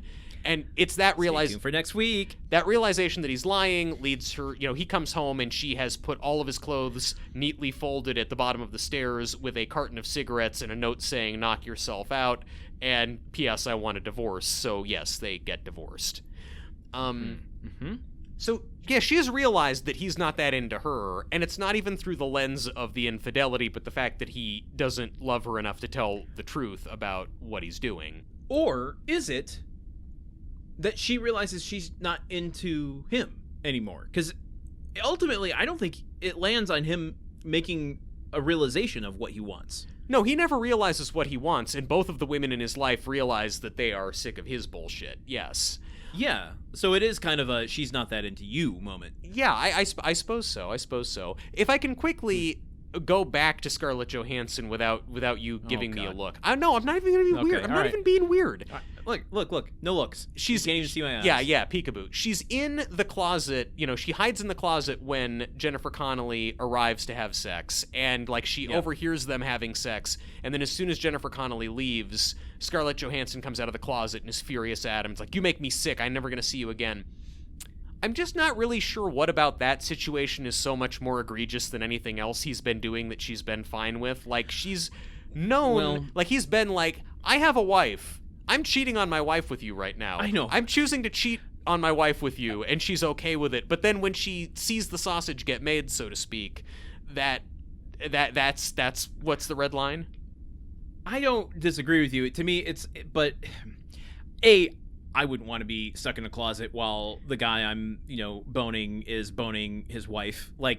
That just seems like a traumatic situation. I mean, but you were also saying that good-looking, horny people want to fuck. I don't know. I mean... Well, but he's not even inviting her in to the menage a trois. He's not even opening the trois to the menage. Okay, well, you know what? I've used up my 1 minute of being weird about actresses in this movie, so I'm not going to comment on that. But I get her storming out, and I think that the fact that she never wanted to be with Bradley Cooper. She wanted to bone Bradley Cooper, and I think that is the long and short of her character.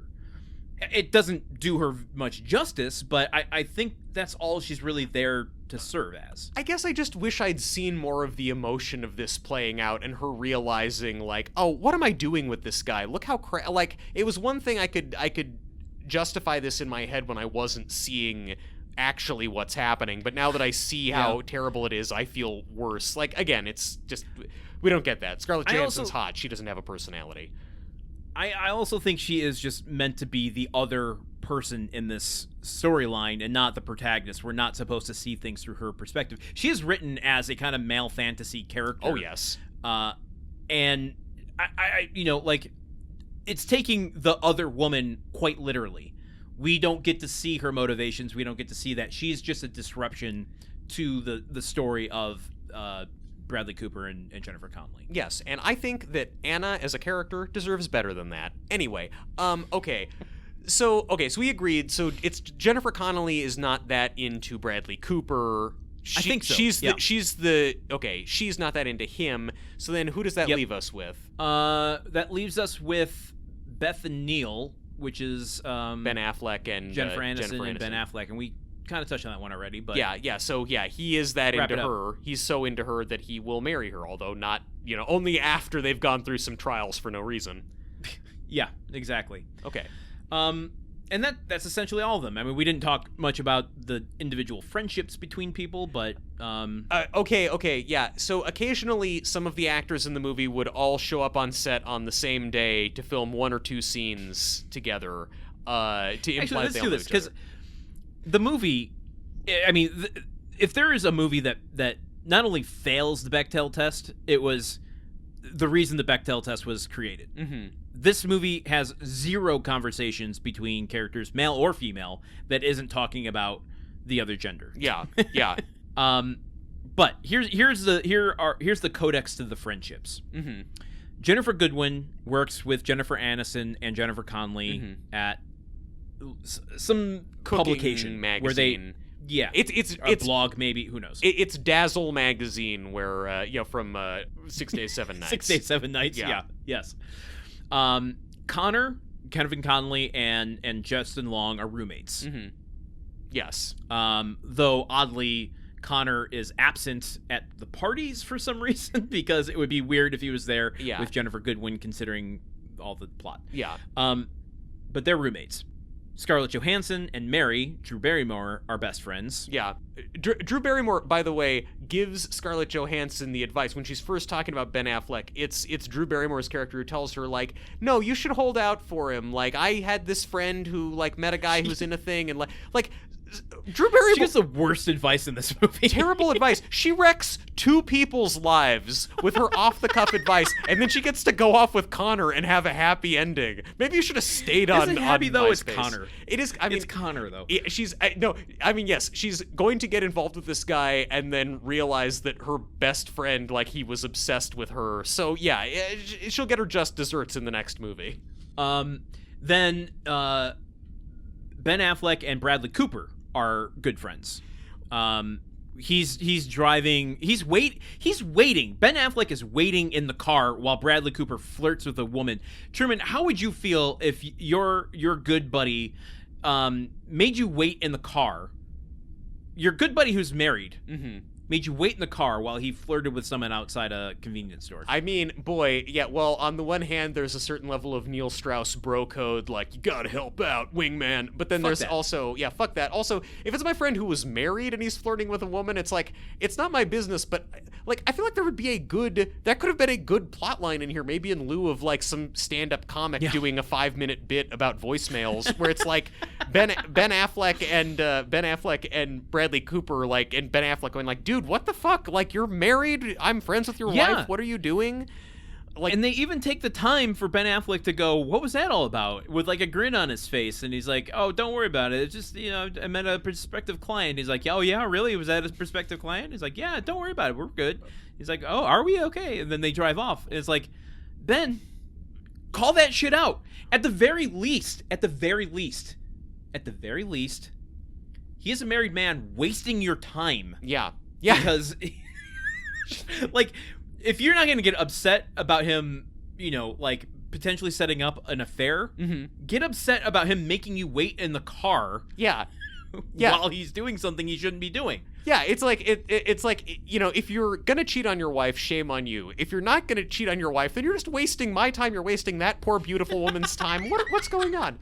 Look, he's having that conversation with Scarlett Johansson, and he's like, I'm sorry, I can't do this. I'm married. And she's like, oh, we can still be friends. He's like, yeah, you're right, but I'm married, and you're so beautiful. And then he gets into the car, and the camera pans over, and it's Ben Affleck. And for 1 second, my big, dumb brain was like, are they married to each other? Are they gay? No, of course. I can't get anything good that in the would world. Be interesting. No, that would get a bisexual plot line in your movie from 2009. Yeah. No, its understanding of technology is 10 years in the past, but its understanding of, like, human sexuality and orientation is 10 years in the future. Make it more interesting. I'd like it better.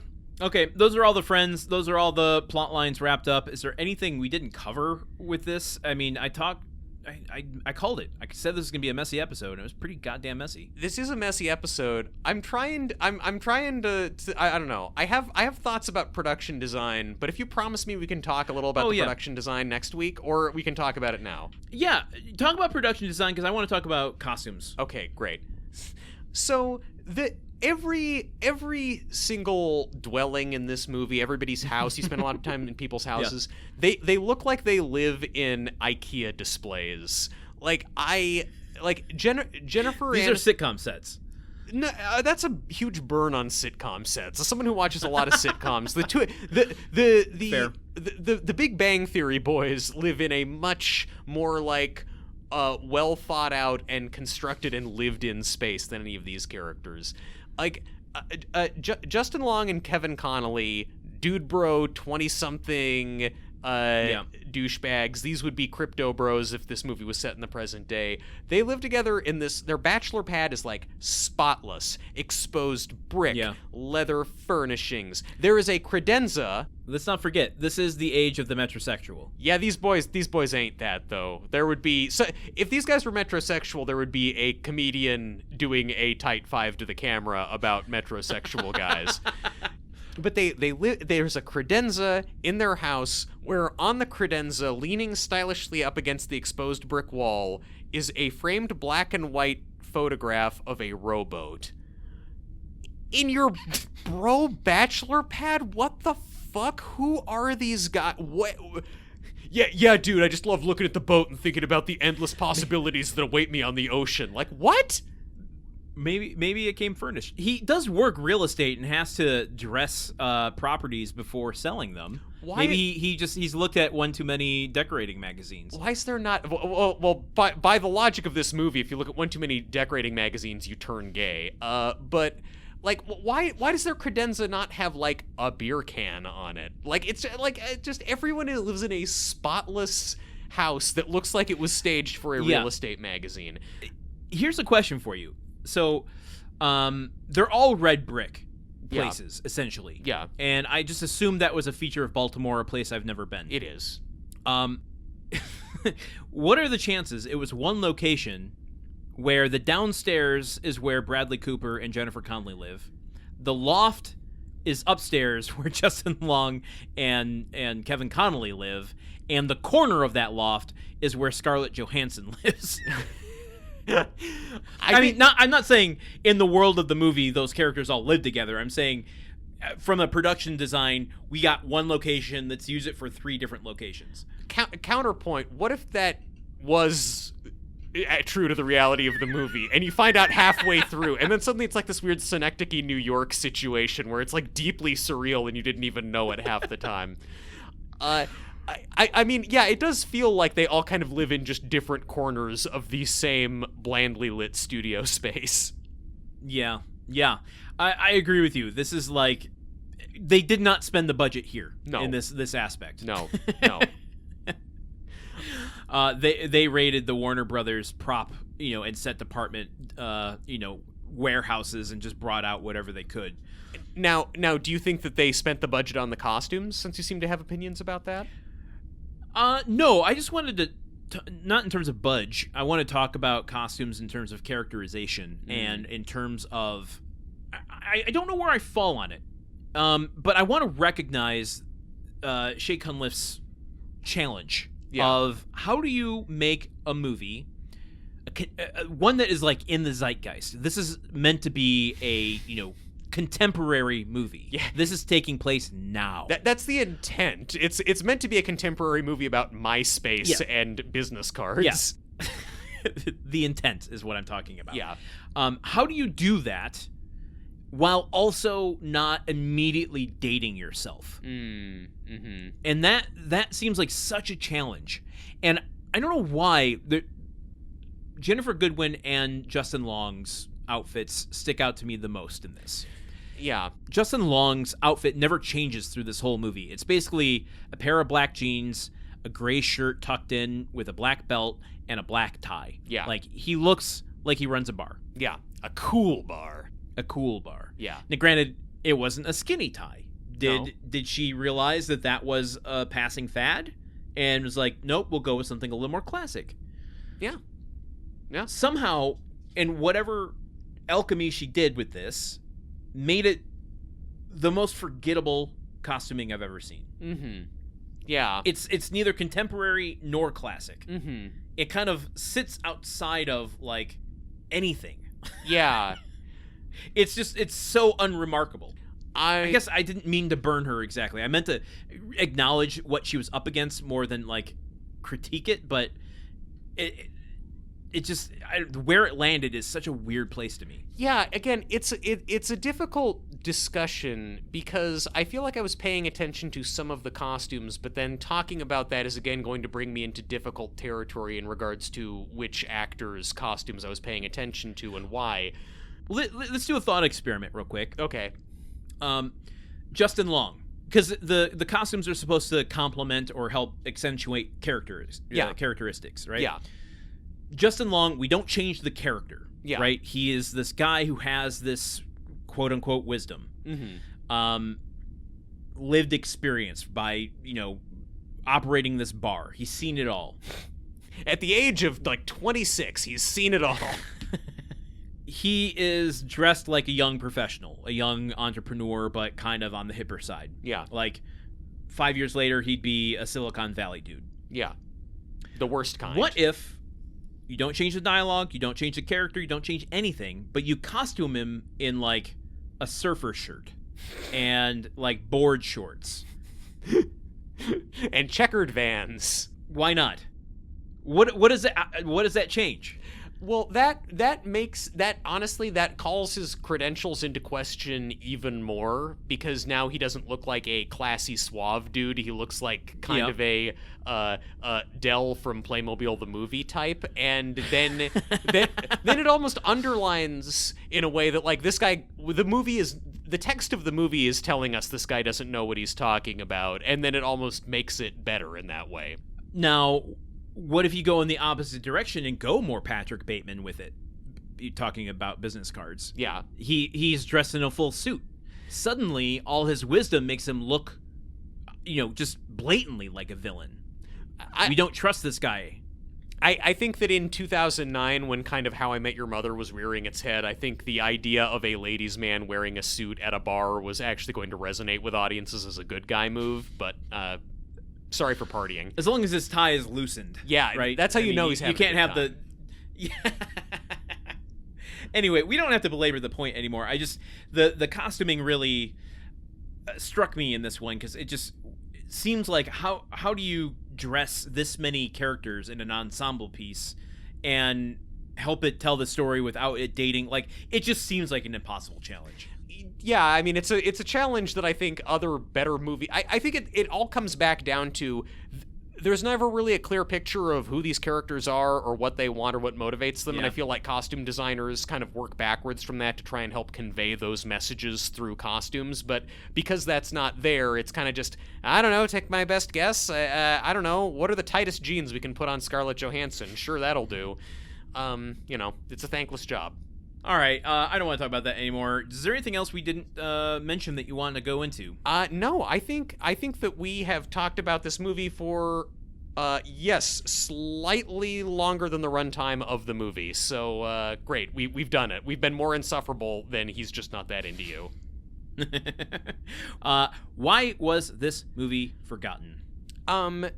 This movie was forgotten because I think it's out here claiming to offer a bold new perspective on modern relationships, and then what it actually presents is a bunch of relationships that have all of the emotional depth and realism of a kid smashing a Barbie doll up against a G.I. Joe. It really just... It feels like it was written by middle schoolers who are kind of taking their best guess at what dating and relationships are like. So it doesn't really have a lot to offer people that's relatable to their own dating experiences, and it doesn't have a lot in it that's charming or endearing or makes you think back on it fondly. Dust off your archaeology equipment, because the reason this movie's forgotten is that it's an artifact. This is pop psychology for the aughts. Yeah. This is what was in the moment, and over time, shown to be problematic, shown to be not what we want to hold on to as a long-term codex for understanding relationships and our placement in society. Yeah. And once we realized, hey, maybe there's no value in this thing anymore, we just kind of forgot about it.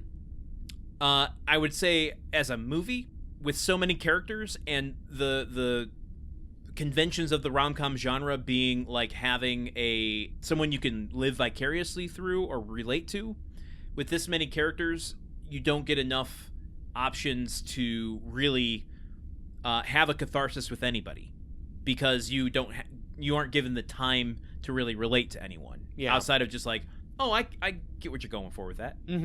Yeah. And so, yeah, I think without an emotional resonance and just culturally going, I'm just not into this movie. I'm just not into this book. We decided we don't need it anymore. Yeah. We do need to keep the title. We'll take that, the only core that was ever present for any of this stuff. We'll hold on to that and bludgeon ourselves with it internally for another decade or so, but the movie, no thanks. No thank you. All right, well, should we send this back to modern memory or leave it forgotten out here in 2009 on the bar for the next person to find? No, bartenders hate when you leave trash on the bar. You put that in a garbage can. This movie is a fun artifact in terms of looking back at what the technology and culture of the early 2000s was, or the late early 2000s. I don't know, fuck whatever year is. It's fun in that way, but it's not like something that we need to remember or look back on.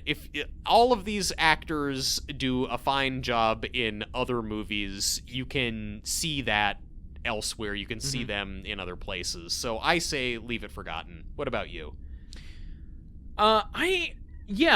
Despite my criticisms of this movie throughout this episode, this movie is way too fucking long. It's 2 hours and 10 minutes long. Brutal. It's too fucking long. Just way too long. Fucking go to space jail. I generally don't care about the length of movies if you can justify it. There's just too much going on and it's too long. Yeah. That said, it's enjoyable enough. Like, if you set aside the toxic nature of it, like, and you're just going in for a comfort movie that you don't have to think much about, like, the performances are good enough. The chemistry between the actors is good enough. It can serve a purpose. I don't think we need to remember it, but I'm not mad at this movie on a like entertainment level. If I do the work of separating out the toxic underbelly of it. Wow. I wish I'd known that sooner so we could have argued about it more when we were fresher, because that's interesting. I think there is so little chemistry between the characters despite the actors' best efforts. I think there's more chemistry between Jennifer Connelly and Louise Guzman than there is between a lot of the couples in this movie. But maybe you got two heavy hitters there. I can't. No one can match up to that. I have crushes on both of those actors, so I guess it makes sense. But no, I mean, I don't even think it's good enough. I've seen bad romantic comedies that I think are much more pleasant than this one. But that's.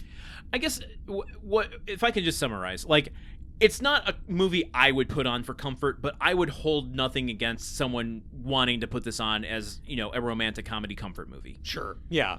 Put it on in the background at a party with the sound off. I wouldn't do it, but if I went to someone's house and they did, fine. Why not? All right, well, let's continue the loose ends next week. We'll meet you right back here for our mini episode, our mini transmission. For Truman Caps, I have been Landen Solano. And for Landen Solano, I've been Truman Caps. Everybody stay faithful to your partners. Whoa! Movie Memory Machine is part of the Gruntwork Podcast Network. Join our Patreon at patreon.com/gruntworkpod to keep the machine running. Theme song by Porky's Groove Machine. Rate us on Apple Podcasts or wherever you listen. For more information on today's show, visit MovieMemoryMachine.com.